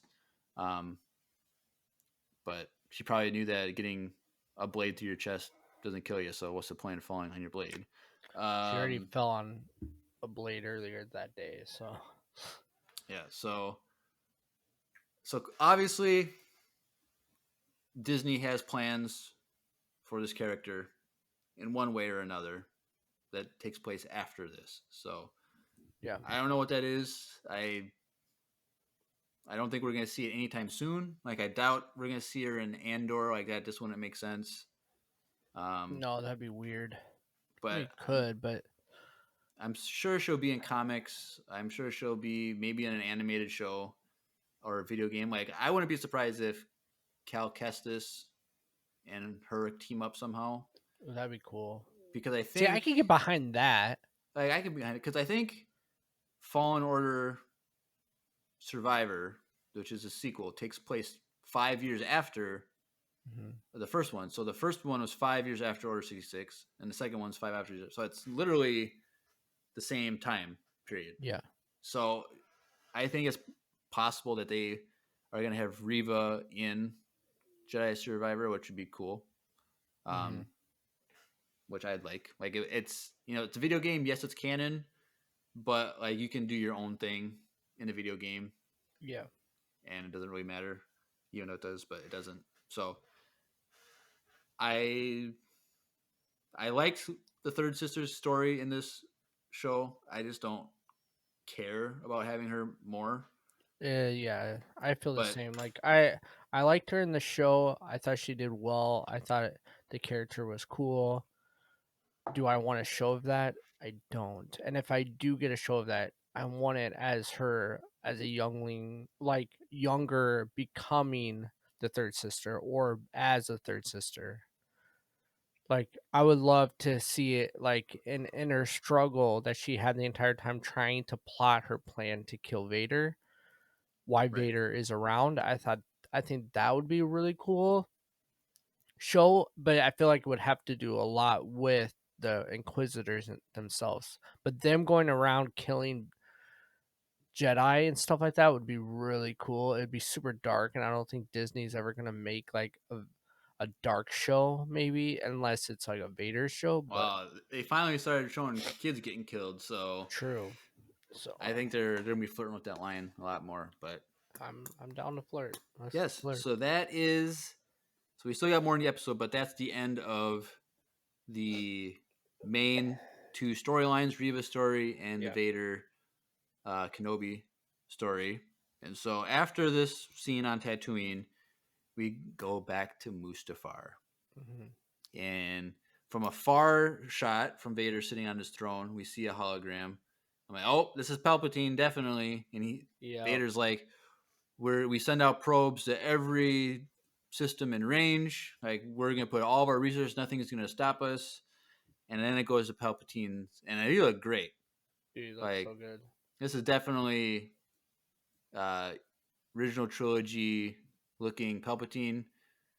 Because when we see him in Revenge of the Sith, after he gets all janky, he looks one way. When you see him in Episode 9, he looks very different. But here, it's like classic Palpatine, how we think of him from the original trilogy, which is great. I really like the eyes popped out, like the yellow eyes popped out in the hologram.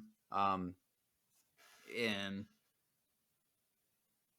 Palpatine, Vader's helmet looks clean, like it looks new, it's Well, shiny. brand new. He just took it out of the box. His Black Series Vader helmet that he got in the mail. He pre-ordered that one, so Yeah, he made sure he had that. But Vader has all of these goals to take out Kenobi, and Palpatine really shuts him down. Like, you seem agitated. Yeah, you think? And he's like, crap. I feel if your feelings for your old master are getting in the way of things, and He's like, Kenobi means nothing to me. well, he said first. He said, Palpatine's like, if you cannot get these under control or something like that. ... Yeah. That's when Vader like straightens up and moves his head back, like, because it was implying that Palpatine's like, I'm gonna come and put an end to you, like I'm gonna punish you, and Vader was scared of Palpatine in that moment, and he says Vader means nothing, even though he said to the third sister in episode 2 or whatever, like, Kenobi is everything. Like, the Grand Inquisitor means nothing. Kenobi is everything. And then here he says Kenobi means nothing. And so this is why, story-wise, why Vader does not pursue Kenobi, why Kenobi is not found, because Palpatine said, stop. It's clouding your judgment. Your feelings for your master are weakening you. Like, it's not good. Like, it's interesting that Palpatine didn't want Kenobi found, but like, I think he's just afraid that Vader could turn back. Right, because like there are Inquisitors, so maybe Palpatine has plans for the Inquisitors to try and find. Yeah, I think the biggest thing is that he's just afraid that he's gonna lose Vader. Like, the thought of Anakin getting turned at all is too scary for him. Right. At this moment in time. Yeah, so I really like that they put that in there. Yeah. Because it's one of those things that's going to shut down all the haters of this thing. Because if you didn't put that in there, you're like, well, why didn't Vader go find Kenobi? He knew he was alive. And so what they need to do is make like an animated series of a what if, and then they need Kenobi to like straight up tell Vader, you have 2 kids, and then see what he would do as they're like young kids. I think that'd be a cool concept. They do need to do a what if series. Like, that'd be fun. There was what was, I can't remember what it was. Someone like posted like what if question, like what if something happened and start like. Well, there's some memes that people are like been posting, like what if logo on the Star Wars stuff. Yeah. And I think it would be kind of cool to like see what he would do if Kenobi would have just told him in that moment, like when his helmet's halfway off, like, yeah, but you have 2 kids. Like, because the whole point was like he didn't want to lose her in childbirth, but he doesn't know he has 2 kids out there. And if he knew it that young, only 10 years off of being Vader, like, would that change how he would be Vader, or would he go kill them? Right. I think the whole point of it is supposed to assume he would go kill them, but it'd be cool to see if he didn't. Right. Yes. So I really like that scene, and then that's when we hear the call gets shut off. Jerica in this chat said, or Obi-Wan and Ahsoka becoming or turning into the dark side and just looking super dope. Yeah, that would be cool too. Well, we could get the what if Ahsoka and Maul went to go fight Palpatine. Oh, I want to see that fight, that duel. Palpatine with 2 sabers versus Ahsoka with 2 sabers and Maul with his dual saber. Oh, and yeah. Like that. Come on, Dave Filoni. Just do it for fun. It's like, no, that's what that would be. What if that's like a fun thing? You know, like, for fun. Like, Visions is a fun thing. Let's just see. Like, let's just have fun. The thing is, this last episode, I felt was like almost like a fan made thing. Like, it was just so. Oh yeah. Straight to the point. Like, this is what we want to see in Star Wars, and it was like a fan made thing. So, Dave, if you're listening, I know you listen. Come on, let's do a what if. Yeah, just for fun. And so after this, it goes back to Alderaan. And Prettiest planet ever. yes, R.I.P. Alderaan. Yeah. It kind of makes it, no one cared about Alderaan getting destroyed because you don't see anything on there. But now it's like, Yeah, but see, now it actually matters. yeah, you see the people, you see the landscape, you I see like the that. city. I like that Yeah. I love when they're making episode 4 even better story when they add all these stories onto it. I think it's so good. So now I want to watch the movies like again now.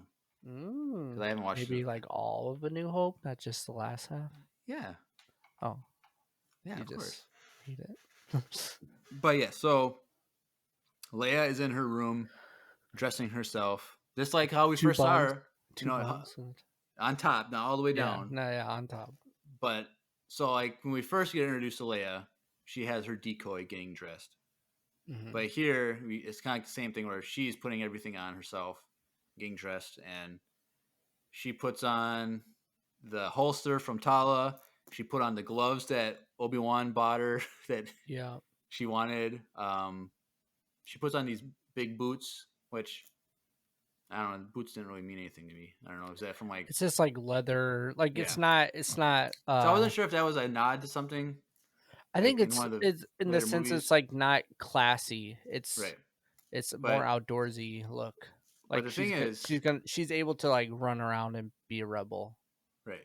Well, like when I was watching the scene for the first time, I immediately said she is dressed like Luke is dressed in A New Hope with all white with like the brown belt. Now he didn't have a holster on; he had like gadgets and stuff, but it had the same look.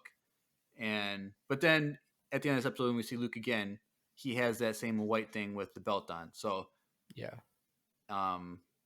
it's just a great parallel that they're both wearing the same attire and they don't even know each other.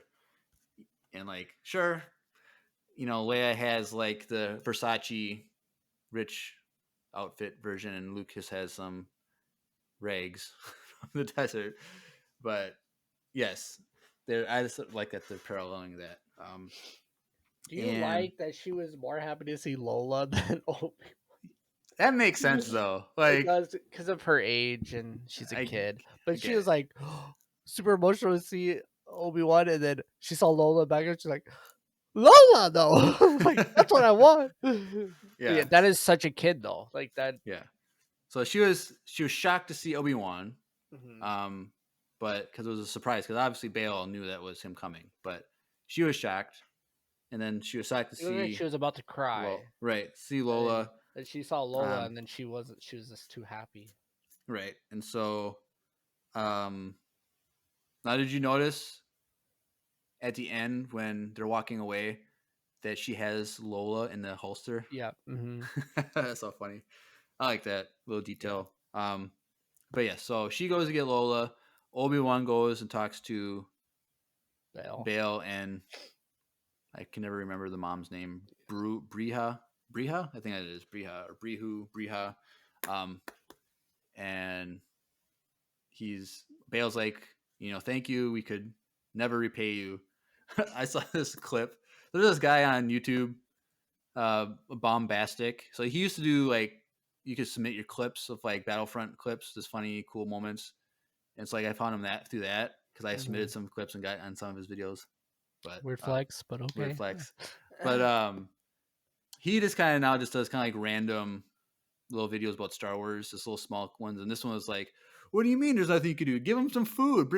Take him in for dinner. He hasn't had a hot meal Change his freaking clothes. Look how dirty he is. You could do all these kinds of get him a hot meal." It was just kind of funny, but yeah. So then Kenobi's like, if you ever need my help again, you know how to find me. And so this is like the nod to him reaching out to Kenobi and, Rogue One, technically, / A New Hope, how he reaches out to Kenobi for this mission. And so, like, because obviously, yes, you can leave it open where there is an opportunity for Bail to ask for his help again for something else. Stretching it. But like, it's not necessary. Like, Like it's Well, and the whole point too is like you want more time between him and Leia's interaction. right. And then, because then when he goes talks to Leia, he says, "If you ever need my help from an old man someday," like that's clearly a New Hope stuff. So there's that. And so then Kenobi goes and talks to Leia, and this is where I was crying my eyes out. This is the scene, because when he started telling her the qualities of you that come from your mother and the qualities that come from Oh your yeah, father, I was just yeah. tears were coming down my face. I was like, rough. that's when I was crying, and it was Well, even like this whole great. conversation. I mean, for me, anything with her right now is like killing me. But like when he was like, what? She's like, so what do you do now? And then he was like, I don't know. What do you think I should do now? And then she's like, sleep. Like it was such a like a funny kid I reaction. feel like Like it I was wonder so if that good. was improvised. I wonder if she just Yeah, said that, because maybe that his laugh, that seemed was like a like real laugh. yeah. I feel like he was. I don't know. That seemed like the laugh was. You've never seen Obi-Wan laugh like that before, so Yeah. it was funny. It was a really good moment. I liked it. And then yeah, of Yes, course that yeah, but so Jerica. It was 2:30 a.m. and I was ugly crying. yeah, so something I forgot to mention earlier with the whole Riva story, but when they're talking to Luke about the Raiders coming, Luke says, "I'm not afraid," which he says that same line to um, Yoda. I can't remember if it was episode 5 or 6, but he's like, when he says, "I'm not afraid," and then here, Leia is like, "Will I ever see you again?" Which was Anakin's line to Shmi in episode 1. "Will I ever see you again?" And so there's two parallels there of quotes, which is great. But yes, so Leia and I Obi-Wan. also like when she said like he said I wish I could tell you more about them, about Right. her parents, and then she said it's okay, and then she looked at her mom and dad. Yeah. That part was like, oh, Yep. stop. And so that's great. Like how they ended that with her is just a great way. Oh yeah, it Like I was said, amazing. I was crying, like crazy, ugly crying, but I really like But it's sad because she never does see him again. sees him for like 2 seconds, then In he the distance when he gets KO'd. yeah. So But maybe she sees him in a Force Ghost. probably I think that'd be cool. They should. Well, they probably won't. Never mind. what? I think that would be cool. Like if they would have had like a more Leia training montage or something, and then had like Obi-Wan Oh, talk to her. That would have been cool. But that'd be cool. Disney didn't plan. So yeah. But yeah. So then Kenobi goes back to Tatooine, goes to his cave, gathers up his stuff, and he puts on his episode 3 attire, which he had, which still has all the burn marks on it. It has all dark, like dust, smoke marks, and stuff like that. But then he has like another like vest, jacket, cloak thing on, which is apparently the comic series, the Obi-Wan Kenobi Marvel comic series, which is canon. It's the same outfit, the white with the brown Underneath. thing over it or whatever. So that's cool that they did that. And he goes to the homestead to kind of like give his final blessing and stuff to, because Owen's like, "What are you doing here, Ben?" He's like, "I just want to tell you that the only protection Luke needs is from you. Like, I'll keep my distance now. You don't need to worry about that." Yeah. So I don't know. I was it's kind of weird because we know that he stays on Tatooine to protect Luke. Like he's there for that. He stays there for that reason, but he gives that permission to Owen and Beru. Like, why did he have to stay on Tatooine if he gave that blessing to them. He still wants to make sure. Well, I know, but I don't know. It's kind of like a little nitpicky. I mean, but that's why, like in A New Hope, he said there was a one, but he died years ago, and like they haven't seen Ben Kenobi in a while. Right. Because I And think then, because he like, meets him as Ben Kenobi here, and that's probably the last time he saw him until he sees him again. yeah. Because even in Rebels, when we see Kenobi fight Maul, Mm-hmm. Maul's like, "Oh, you're here protecting someone," and so even in Rebels, Kenobi's still thinking, "I'm still here protecting Luke, even though Mm-hmm. he's more distant." Because like at the end of that episode with Obi-Wan, Twin Sons, he goes on his do-back thing or whatever, and he's far off, but he sees the homestead, and you hear Bruce say, "Luke, Luke," and you see Luke running. And so I wonder if that was the first time he saw Luke after he met him in this scene in Kenobi. Yeah. Also, in the chat's making a good point. Where else would he go? I don't know. Join up with the Path. And they get killed. Nah. He could have helped out, but maybe the Path hit a dead end because sounds like you want to they see all season died. 2. That's what it sounds like. You want to see I'm season saying 2 of him I'm actually saying- doing that and then coming back to Tatooine anyways. I'm just saying he could have left. He gave that blessing to Owen. He could have left. He might leave. I don't know. He has to go sleep for a little bit. That is true. That's orders from the princess. But But after that, season 2 is just him building his cabin out his on hat, the ledge. his hut. Hut. But yeah, so as he's going, he gives his blessing to Owen Oh, and Beru. true. It's also a really good quiet place to focus on him with his his master again. That is true. And so, Obi-Wan goes back to his Eope, and Owen is like, "Hey, Ben," and he looks back, "You want to meet him?" I'm like, oh, dang. And it is. They're going to meet. And I knew this was when they were going to do the line. I just knew it. Hello there. Hello there. So he walks up to kid Luke, 10-year-old Luke, and he's like, hello there. And then it goes to black, and then it goes to the final scene. But if they didn't put that line in the whole show, I could understand why everyone hated the show and doesn't want to. But yeah, the classic hello there line is great. And then the next time they meet, he hears hello there again from Ben. So that's pretty cool. And so then the final scene is Obi-Wan. He's on his Eope thing, walking through the desert. And he goes to the same, I'm assuming it's the same ravine that Luke was chased down into by Reva to look the same. And while he's walking, you see a Force ghost emerge. And Master Qui-Gon Jinn appears. He turns around, Liam Neeson, looking old, just like Anakin looked old in this show, but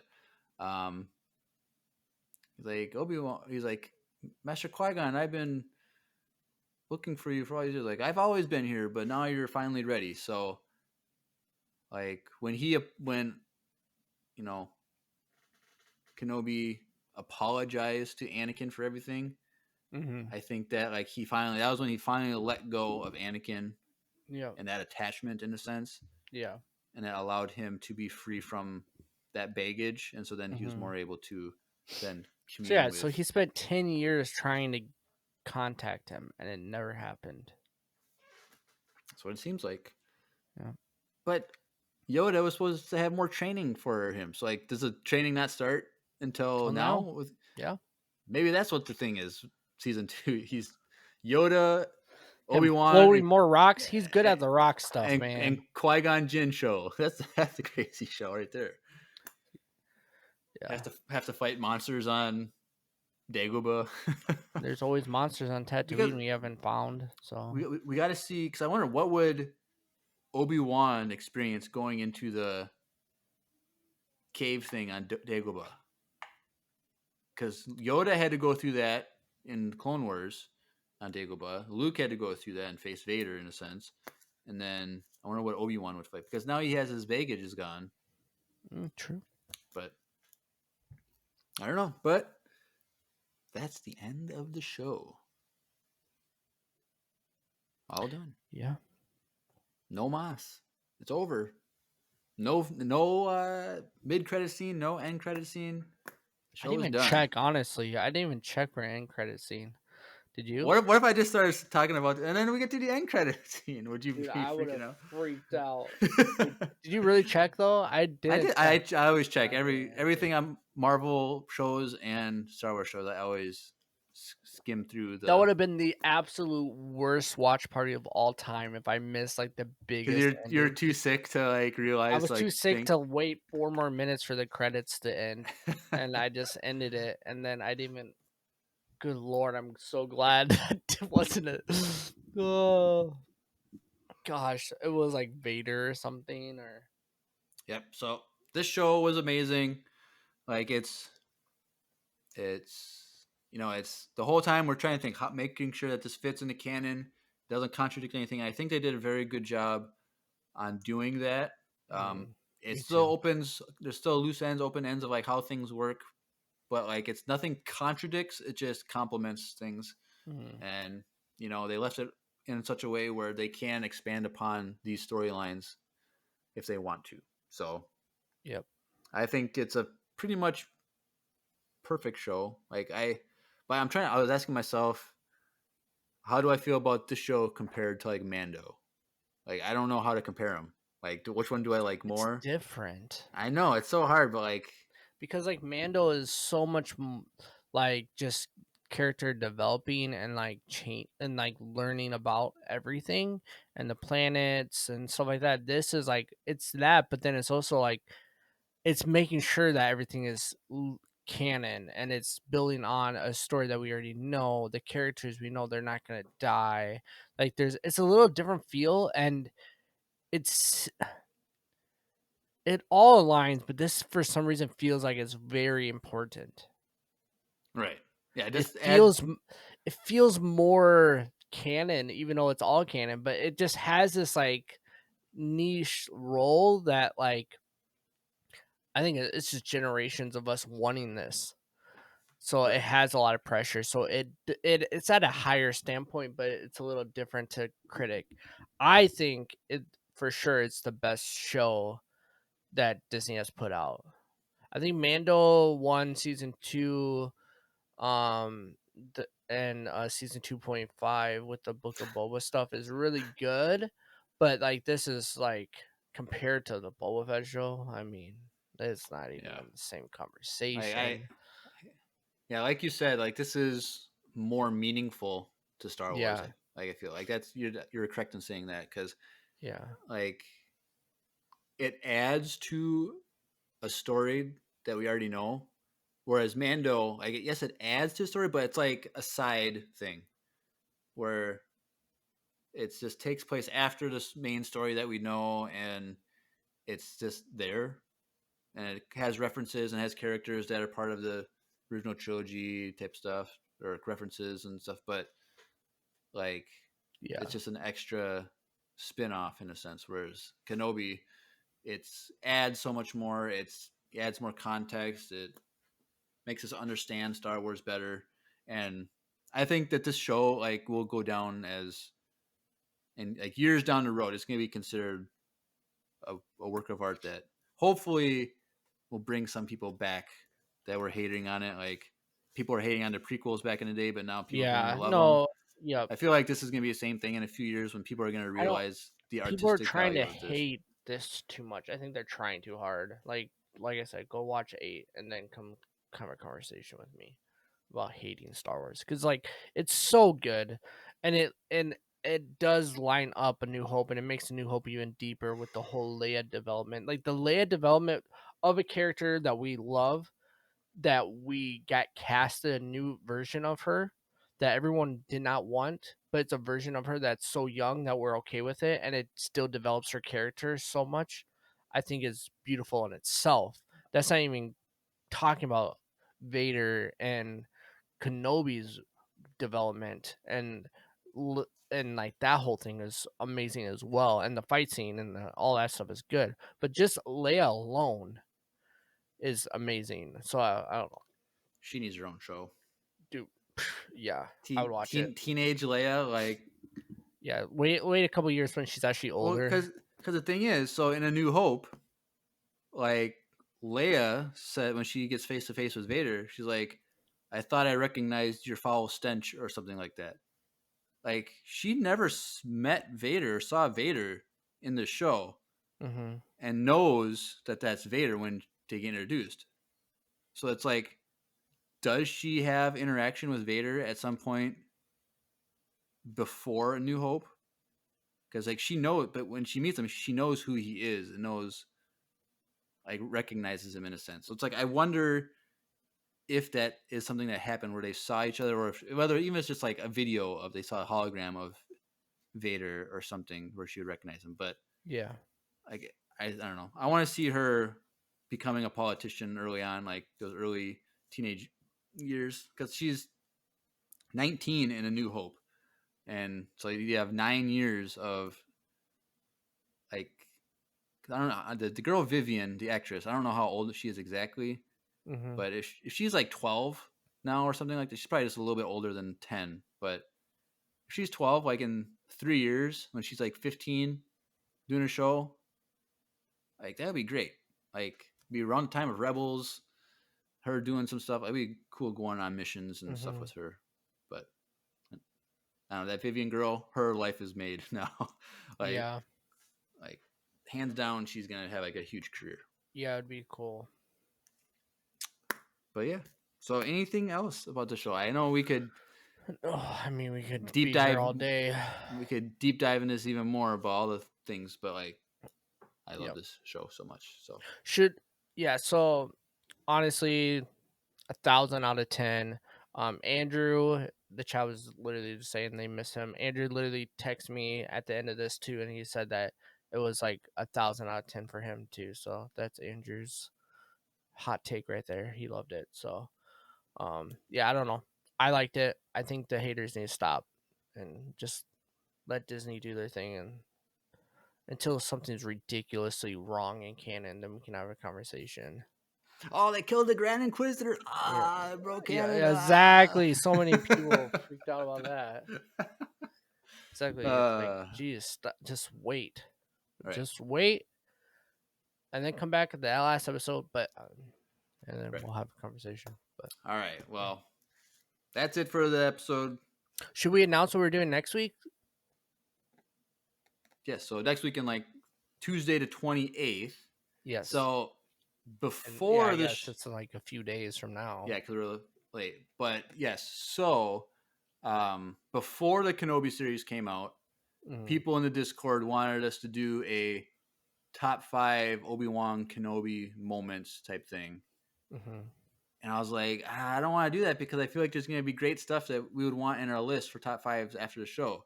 So now that the show is over, Correct. you're going to get more Kenobi, because this next episode, which would be episode 150 of Empire Radio, Ooh, that's we're gonna do top 5 Obi-Wan Kenobi moments. And so Yes. I have not come up with my list, and I have like 3 days to figure it out. Yeah, I haven't either. But with that, I think what would be cool is it's a short days. By the time you guys hear this, it'll be really quick. But it'd be really cool if you guys could submit one of your favorite moments via voicemail. So I would just encourage some of you guys, listeners, to send in voicemails and maybe submit your favorite Kenobi scene. I think that would be really fun. A little bit more fan interaction with the top 5. Yep. And also, so that's the 28th. Now on July the 5th, which is Tuesday the 5th, well, we're actually going to take that week off from doing a show. Yes. So because I was thinking you got some extra episodes from us from Star Wars Celebration doing trailer breakdowns and stuff. So you guys got spoiled a little bit. So we figured we can take a break for a week. And because it's a holiday week anyway, people are probably going to be out of town and busy. And I'm out of town. It's just going to be a lot easier if we had the 5th off, because we have some really cool stuff lined up after that. And are we announcing So, that, or are we just gonna? this is what I'm going to do. I'm going to be really mean to our listeners. I'm going to say, after this recording, I'm going to go into Discord and I'm going to tell people what we're doing for 3 weeks after our week off.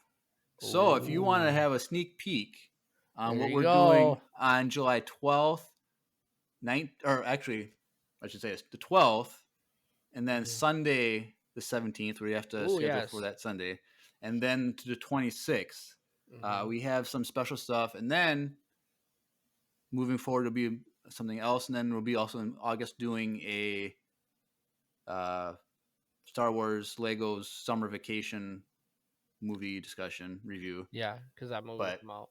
but we have some exciting stuff for July that we want to talk, and I'm gonna announce that in the Discord. So join the Discord if you guys haven't already. Yes. So Um. yeah, we'll get into the social stuff later at the end Yes. if you want to know how. But we might as well just transition over to everyone's favorite part. True. I just wanted to voice- mention that before we get into the voicemails. Cause Yes. So voicemail time. Let's transition. Let's get it.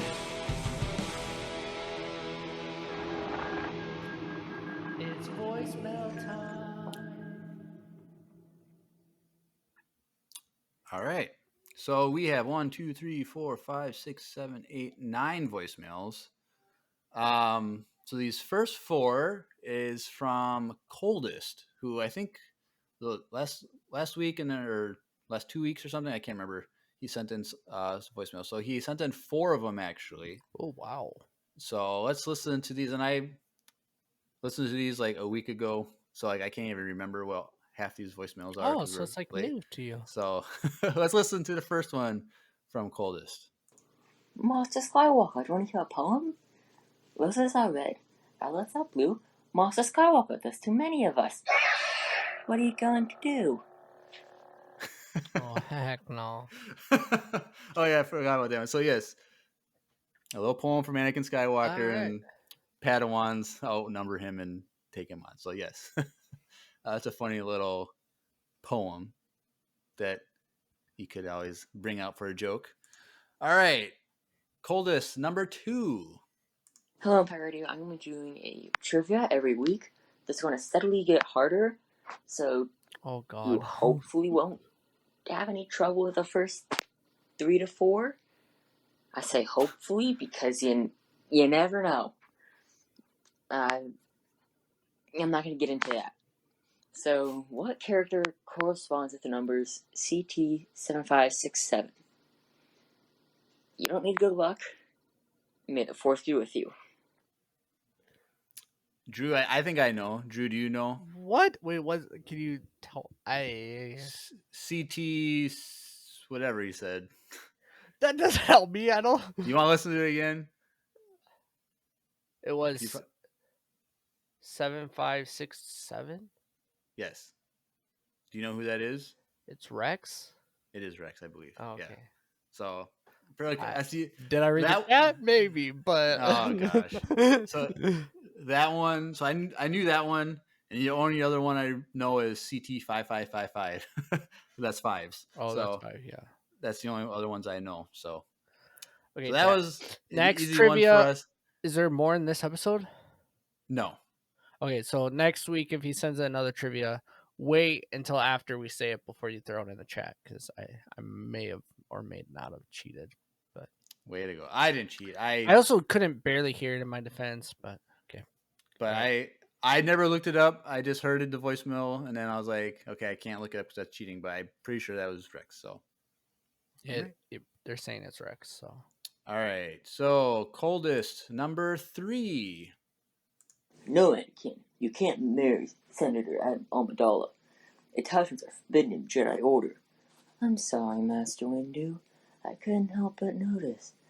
That's a nice hand you have there, attached to your arm, Master Windu.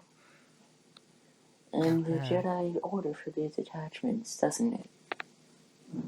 Yes, it does. What are you talking about, Anakin? Oh, nothing. Why'd you call me Master Windu? You'll see. You'll see.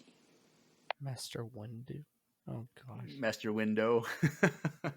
He does. He gets his hand cut off and gets thrown through a window. So we see that meme a lot of Windu / window play on words pun.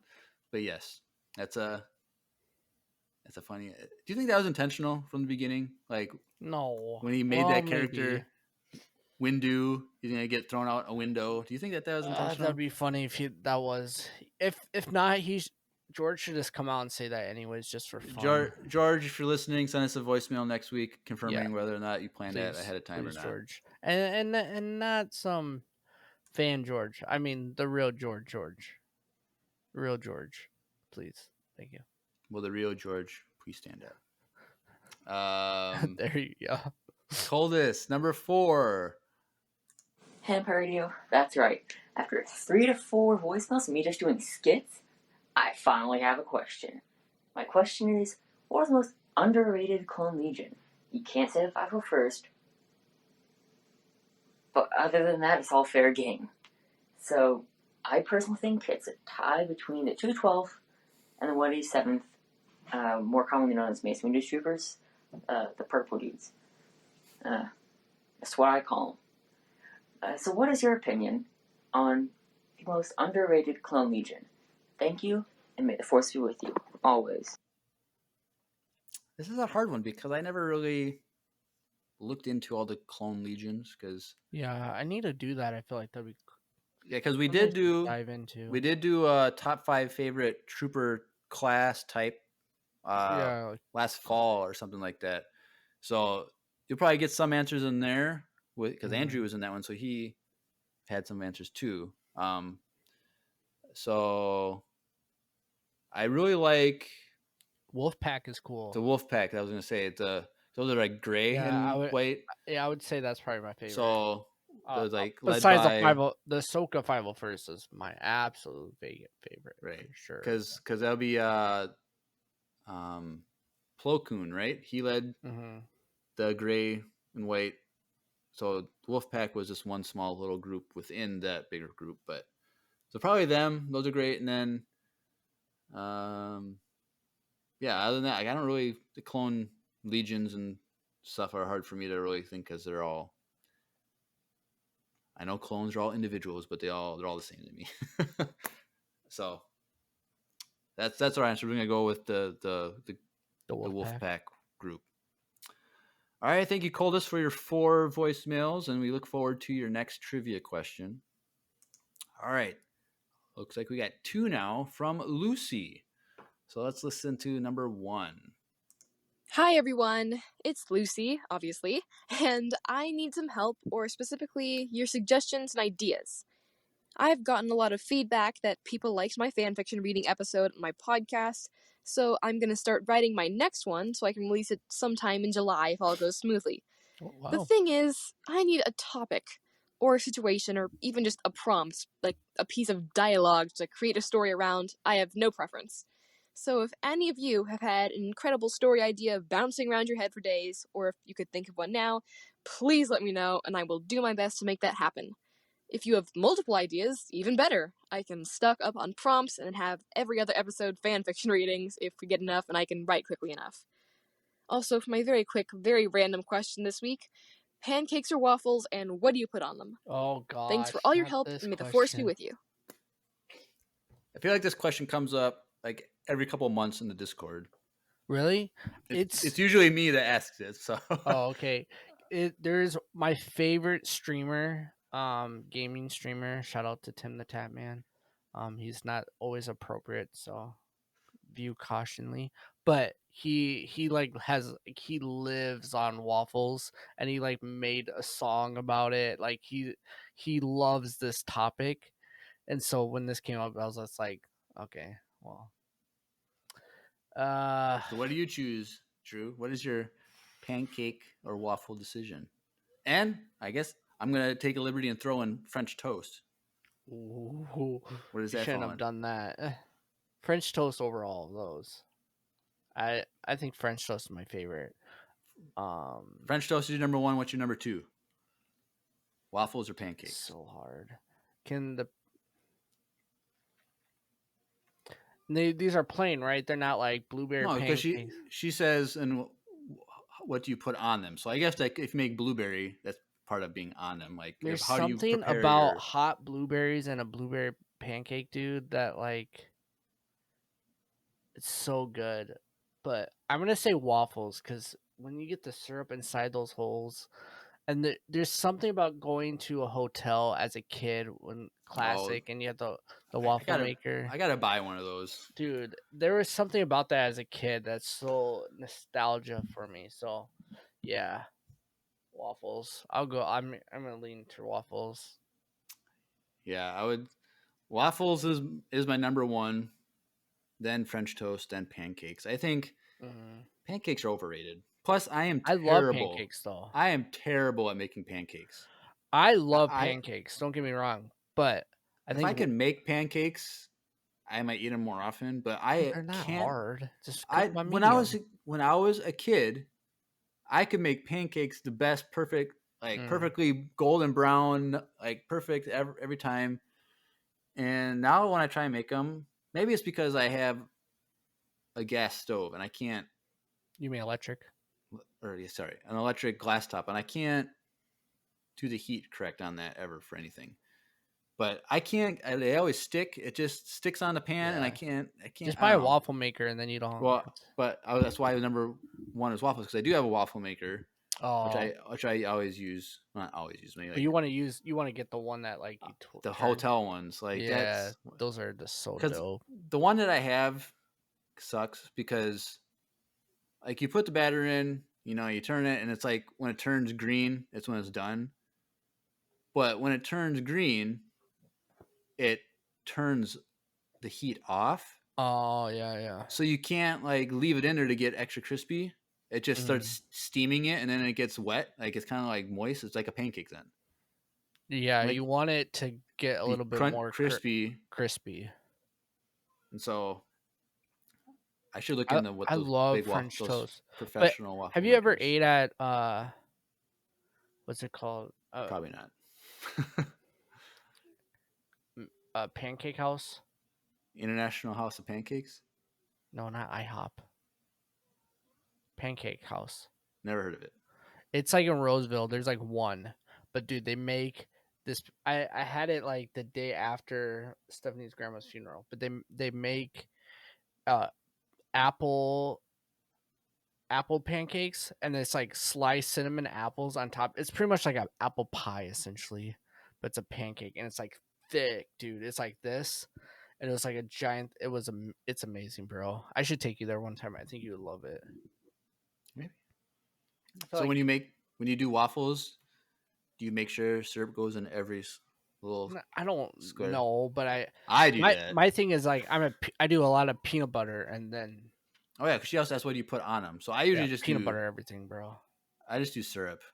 Oh, you don't do Like peanut butter on top of it? oh, who puts Oh, peanut butter on their waffles? the world You could can't just help me out. you could just put a No, peanut butter on toast. That's the same thing if that's what you want. Whoa, no. You just throw a giant chunk of peanut butter on it and then just like People okay. When it comes to waffles, people who like put like okay, whipped cream and fruit nah, on top, like take I'm a out. chill pill. Take a I'm chill out. pill.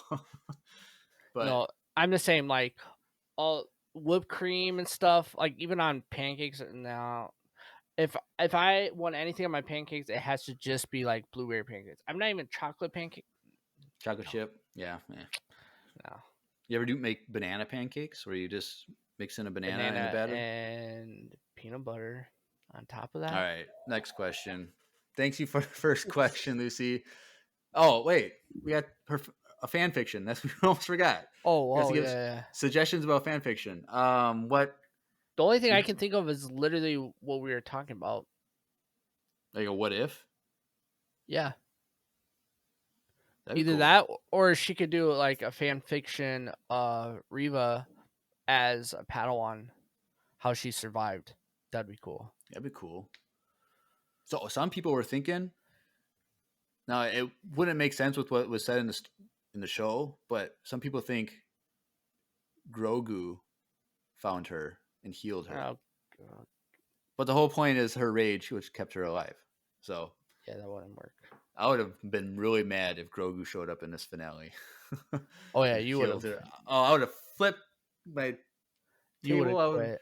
it would have hit my TV, and I'd have to be forced to buy a 4K TV because my TV would be broke. The But what the force wheels? Maybe I should just go over there and do it anyways for you. yeah, so a Riva stuff or what if a what if series would be cool, Lisa. If you or Lisa, Lucy, Yeah.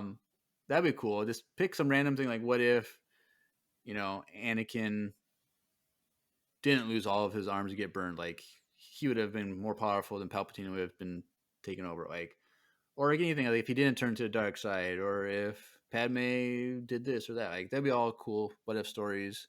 Mm-hmm. You could do from the reference in episode 2, Attack of the Clones, when Anakin was like, I saved you from the whatever nest or pit or whatever. Like, write a story about that. Of like how Obi-Wan and Anakin were on a mission together doing something, and Anakin had to save him from that. Was it a nest, right? A nest? Yeah. Something nest? That'd be a cool one to do. All right, Lucy's in the chat. And she said she's allergic to peanuts. What? That's like the saddest thing I've ever heard today. Dang. Like, peanut butter is like one of the best things in life. Dang it. I'm sorry, Lucy. You can't eat like so much stuff. So much good Asian food is like with peanuts. Oh. Dang. Sorry, Lucy. Thoughts and prayers Yeah. with you. Yeah. But yeah. So what if? My main thing is like a what if series. That'd be cool. Just do like a few episodes of what if stories, short stories. That'd be cool. All right. Anything else for that one? No, that's what I would say too. All right. So number 2 from Lucy. Hi, Lucy again. I've seen a lot of voice actors on YouTube show step by step how to do voices, so I thought it would be fun to show you how I do my VCU characters. Though I admit it's mainly because I miss doing their voices so much. Okay, I start in my normal voice, then add some breathiness, add an English accent, then say things more slowly, and occasionally pause to make Thrawn. I would like you and I to establish an alliance between the Resistance and the Chiss Ascendancy. Go back to American accent, put more resistance in my vocal cords, pitch it as low as I can go, add some gruffness to get to Kai. Just why? Why did you leave, sis? Pitch it up a little ways above my normal voice, add some youth, a more cheerful tone, and you have Lucy. We can beat these guys. Together. Raise the pitch even higher, head back into an English accent with a sneer. What do you think you're doing, Resistance scum? I get the 8th sister. Thanks. May the Force be with you. That's kind of cool. That's like more detailed than I ever got taught in any of my music classes with like vocal training and stuff. Like that alone was like the most detail I've ever heard. So That's cool. Yeah. bravo. That's pretty good. I didn't really think like that you layered it. That's like you did this, and this to make that voice. I just kind of think like, oh, you just make a random voice. That's called a professional, Jeremiah. I would never think about that either. Oh, sorry. That's what I'm saying. That's why it's amazing. But I like how it doesn't make any sense for a common folk like you and me, but for a genius like Lucy, that's why it may work. So, because like I thought it was funny that for Lucy, she like made it more youthful. Yeah. Even though she's a teenager, but like yeah, exactly. I should go listen to Lucy in the VCU and compare it to like her first voicemail from like a year and a half ago. Like, is Lucy in the VCU just Lucy from a year and a half ago with the maybe youthful voice? Maybe she'll write a story about that. Ooh. All right, Lucy, thank you for those 2 voicemails. Always a pleasure. All right, next one, Jedi Master with another dad joke. Hey, Empire Radio, this is Jedi Master here with another dad joke for you. I like it. Hope you do too. What do you call a fly without wings? A walk. A walk. Oh, yes. Good old dad jokes. Well, I have to go. May the Force be with you. And always. With you. I was texting my wife because she just told me that our kid was asleep, and I was going to say, okay, good, but I wrote LOL because that joke just came. So, I literally texted LOL. I was like, wait, no, not LOL. So All right. I guess it worked. It worked for me. So there you All go. right. Thank you, Jedi Master, for another dad joke. It's always a pleasure. Yeah, All that's a right. good one. Next one is from Jerica. Hey guys, it's Jerica popping with another question. What is the moment in Star Wars that you watched it for the first time and it felt so cool watching it that you wish you could relive that moment? Mine is when Luke Skywalker came into the end of Mando season 2 because I was totally not expecting it and I teared up a little bit. It was really cool. Yeah, we'll see if it changes tomorrow with the Kenobi finale. But let me know what you guys think, and may the force be with you. It's a good question. Yeah, Jericho, let us know right now if it changed. So, like, I kind of wish that I could experience like the "I am your father" moment as an adult. Like not as a kid, because like as a not kid, like I as just like our parents told us. yeah, like I don't Our ever parents are have, the worst at keeping secrets. I realize that. but like I don't ever remember like learning that No, we Vader. already everyone knew it. Yeah, so it's like I just when I was a kid, when I'm 5 or 6, playing with my brother's Star Wars toys, like I just knew that, so there wasn't that shock. Yeah, So like seeing that, like I love watching people watching Star Wars for the first time on YouTube, and they didn't know that Vader was Luke's dad, I still don't believe that half the time, but yeah. and they just react to it. Well, some of them are just like kids, like parents showing their kids. Oh, true. So Like there's I'm not like a gonna lot tell of my those. kid.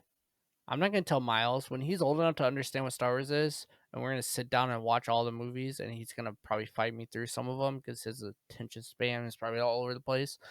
But I'm still gonna make sure that he watches it, and I'm not gonna tell him anything. That's a good dad right there. Now the question is though, do I start with 4, 5, and 6, and then go the other way, or do I start from the beginning? Because then he'll know. That's a whole nother show episode about how you should view Star Wars. Yes, But it's hard. It's a hard one. it's a hard one. But yeah, also I like to rewatch Revenge of the Sith for the first time again. So I watched that when it first came out in theaters. Mm-hmm. But so that was 2005. So I was in 9th grade, end of my 9th grade. So it's like I don't know where I was. I 2005. I was like you're 2 years 7th younger grade. than me, so Yeah, you've been in 7th grade. So I remember like my experience from watching that. Like afterwards, I was like, man, that was just a sad movie. I was just sad leaving that movie theater. But like I would like to watch that fight again, the Vader or Anakin fight again. I still think that our reactions to the Grogu reveal in episode 1 of Mando and the Darksaber reveal at the end of Mando, when we watched those together, like I remember those very vividly. us together watching those. Yeah, watching it for the first time, us reacting, like Yeah, freaking out. It was Baby Yoda. Dude, that was fun. That was and really then fun. I think we had a bigger moment. reaction with the Darksaber reveal. Oh heck yeah! Because I jumped up, freaking out. That was before when we would watch the episode together. Yep. And then we'd do the recording. Yep. But the OJ. But what would you like to days. relive, Drew? Anything in particular? This is stupid. What? And I can go watch it, but me watching the holiday special with Andrew, watch party one time. Okay. That I would love to relive that. All right, last voicemail from. No, it was funny. It's so stupid. It was so dumb, and I was. So if you guys haven't, I don't think that video is live on. It should still be up there. No, because it got pulled. It didn't get pulled. It got restricted in some countries. Oh, really? Now, if you go look at the restriction, like the thing on it, it's still there, but unless it's changed since then. I would have to look. I swear, I thought it got pulled out. No, that was the Ewok movie when we were reacting to it at your place. Remember, we tried to upload that and it didn't work. Something like that. Yeah. Yeah, go watch that. because that was fun. I'm trying to think of a real moment though. I would actually love to relive me watching A New Hope for the first time. When that Yeah. would be fun. Makes sense. It's your favorite movie. Yeah. All right. Thank you, Jerica, for that question. So here's our final voicemail from Will. Hey Empire Radio, Will here. I'm at the airport going back home. That being said, I probably won't be there for He's in the the chat right now. breakdown. Well, depending how long y'all take. But, quick question. What are some of the nicest airports you've been to? All right. Thank you, Will. So I'm gonna Will, say mine, but you guys are gonna be like, "Oh, weird flex." something in Italy, Not something in like Italy, but yeah, in Europe. But Will, what? But Will spent the week in Florida and was at Galaxy's Edge and Universal and all that stuff, going through all the places. So that's where he's flying from back home. So, yes. um, And he did send us some cool footage that you'll probably see on YouTube, so you want to go check that out. but yes, nicest airports. Well, I've only been to 4 airports in my life. Oh wow, you have Minneapolis, Chicago, LA. Cincinnati, and LA. So I don't know. Airports are airports, I guess. I guess when you get to LA, you see palm trees in the airport. So I guess that's cool. I haven't been to LAX, but I heard it's a mess. I don't remember. I was 10 years ago when I was in LA. So I just remember palm trees when I got off the plane. So I don't know what it is nowadays, but I can't not tell you how many airports I've been to in my life. Okay, I have no idea. Because how many times have you been to Europe? Twice. And how many airports? Like how many you had to go to this airport then to this airport, like connecting flights? In both trips in Europe, I think I was on 5 different planes. Oh gosh, that's on both times. I can't. So like even. 10 total. So it's like I can't even. I'm pretty sure because like the first one we flew out of here to Paris, and then from Paris we went to Turin, and then from Turin, Italy, we took a train back to Paris, and then from Paris we went to Ireland. I think we did it like that. I don't remember. Well, we flew to Ireland and then flew back. No, we took a bus to the airport, and whatever. But yeah, so but the best airport I've ever been to is the Paris airport. It's the coolest. It's really pretty. Yeah, I liked it a lot. So the Paris airport for me is probably my favorite airport I've been to.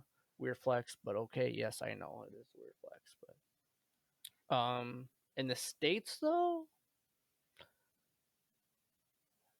I don't. I like the Minneapolis airport the most, honestly. Why? It's just great. It's just like no. I mean, but it's easy to navigate through. Maybe it's because I've been there for a lot. I've been there a while. Right. But Terminal 1 is super easy to navigate through, and it's never super crowded like a lot of other airports. Like Chicago airport's like a mess. New Orleans airport's awful. I heard they changed it. When I went on it though, it was awful. Dallas airport's pretty cool. I like Dallas airport because in the center there's like a bunch of escalators. It's pretty cool looking. The Dallas airport was okay. I'm trying to think. Yeah, I don't know. I liked Minneapolis airport a lot. I did mind Raleigh's airport. That was the recent one I've been to. I didn't mind it. But did you see that pretty soon here they're going to have direct non-stop flights from London to Sydney, Australia, and then London to LA or something like that? Like 20-hour flights nonstop. Oh. I think they're like 5-figure tickets. So it'd be like $10,000. Flying from here right to now, Florida is like super freaking $1,000, dude. Yeah. I threw to Europe for less than that the first time. First time I went to Italy, it was only like $700. Yeah, you can't do that now. Can't do that now. No way. All right. Well, thank you for the question. And Drew said you're in the chat, so looks like you survived the flight because it's probably what you landed. it was an hour-long flight or something from Florida to North Carolina. Yeah. Did you? I wonder. I bet you landed in Raleigh too. I didn't mind Raleigh. I thought it was pretty nice. I like the customs in Raleigh because they don't exist and they just have a dog smell you and you can just go do whatever you want. So I like that. All right. Cool. All right. Well, that's the voicemail time. And that's the breakdown of Kenobi. So we just got to do some social stuff and we can get out of here. So if you want to follow us on Instagram, Facebook, YouTube, if you want to join the Discord, if you want to watch us live on Twitch, if you want to get connected to some other podcasts, you can go to our links page, which is links.co/Empire Radio, links with 2 I's. That link is in the description of where you're listening to this right now. And there you have a landing page for everything, including the needlesslynerdy.com podcast network, which we are part of. And you can get connected with that. But yes, there's all kinds of stuff to get connected. Discord. If you want to know a sneak peek on what we're doing in July, I'm announcing it in Discord tonight after I get off of this. Tonight. Ooh. Tonight. So chat, you better go back over in Discord right now. Yes. So, yeah, just click those links. Follow us. Be our friends. Hang out with us in Discord. See, because on YouTube, it's not just the podcast episodes. Drew posts some vlog stuff, toy hunt stuff. He does the watch parties on there too. Yes. I have like 5 videos that I need to be uploading. Yeah, so. I definitely need to. I'm due for a Coruscant cafe. I gotta come up with some ideas, something I can make. It's too warm for soup, dude. It's way too hot for soup. 4,000 degrees out here in Minnesota. Come hang out with me. You can get the Cove, and then you'll want some soup. No, I'm good. I'm good. I have yet to get COVID. I don't plan on getting it. I said that until last week. All right. So, yep, all the fun stuff is on there. Click the links. Join us up. And so we will see you on Tuesday the 28th for our top 5 Obi-Wan Kenobi moments. And we're excited for that. So anything else, Drew? Nope. Just send in your voicemails of one of your top 5 favorite moments. You give us your top one. That would be a good one. Yeah, your top one. Or give us number 37. That's a good, easy number 2. But all right. So. Real quick. Yellowstone said he would buy you what is it? A TV. He said he'll buy you a TV, but the only thing is you have to steal Ahsoka from me and give it to him. So steal Ahsoka? He wants my dog. Yeah. Oh, the dog. Oh, that dog is way too heavy. I can't carry that dog. Sorry. Sorry. She's a little bad. So. I was like, steal Ahsoka, like like Ashley Eckstein. Like, what do you mean? Okay, I'll think about it. I'll let you know. All right, so you have been listening to another Kenobi-tastic episode of Empire Radio. I'm Jeremiah. I'm Drew. And may the Force be with you. Always.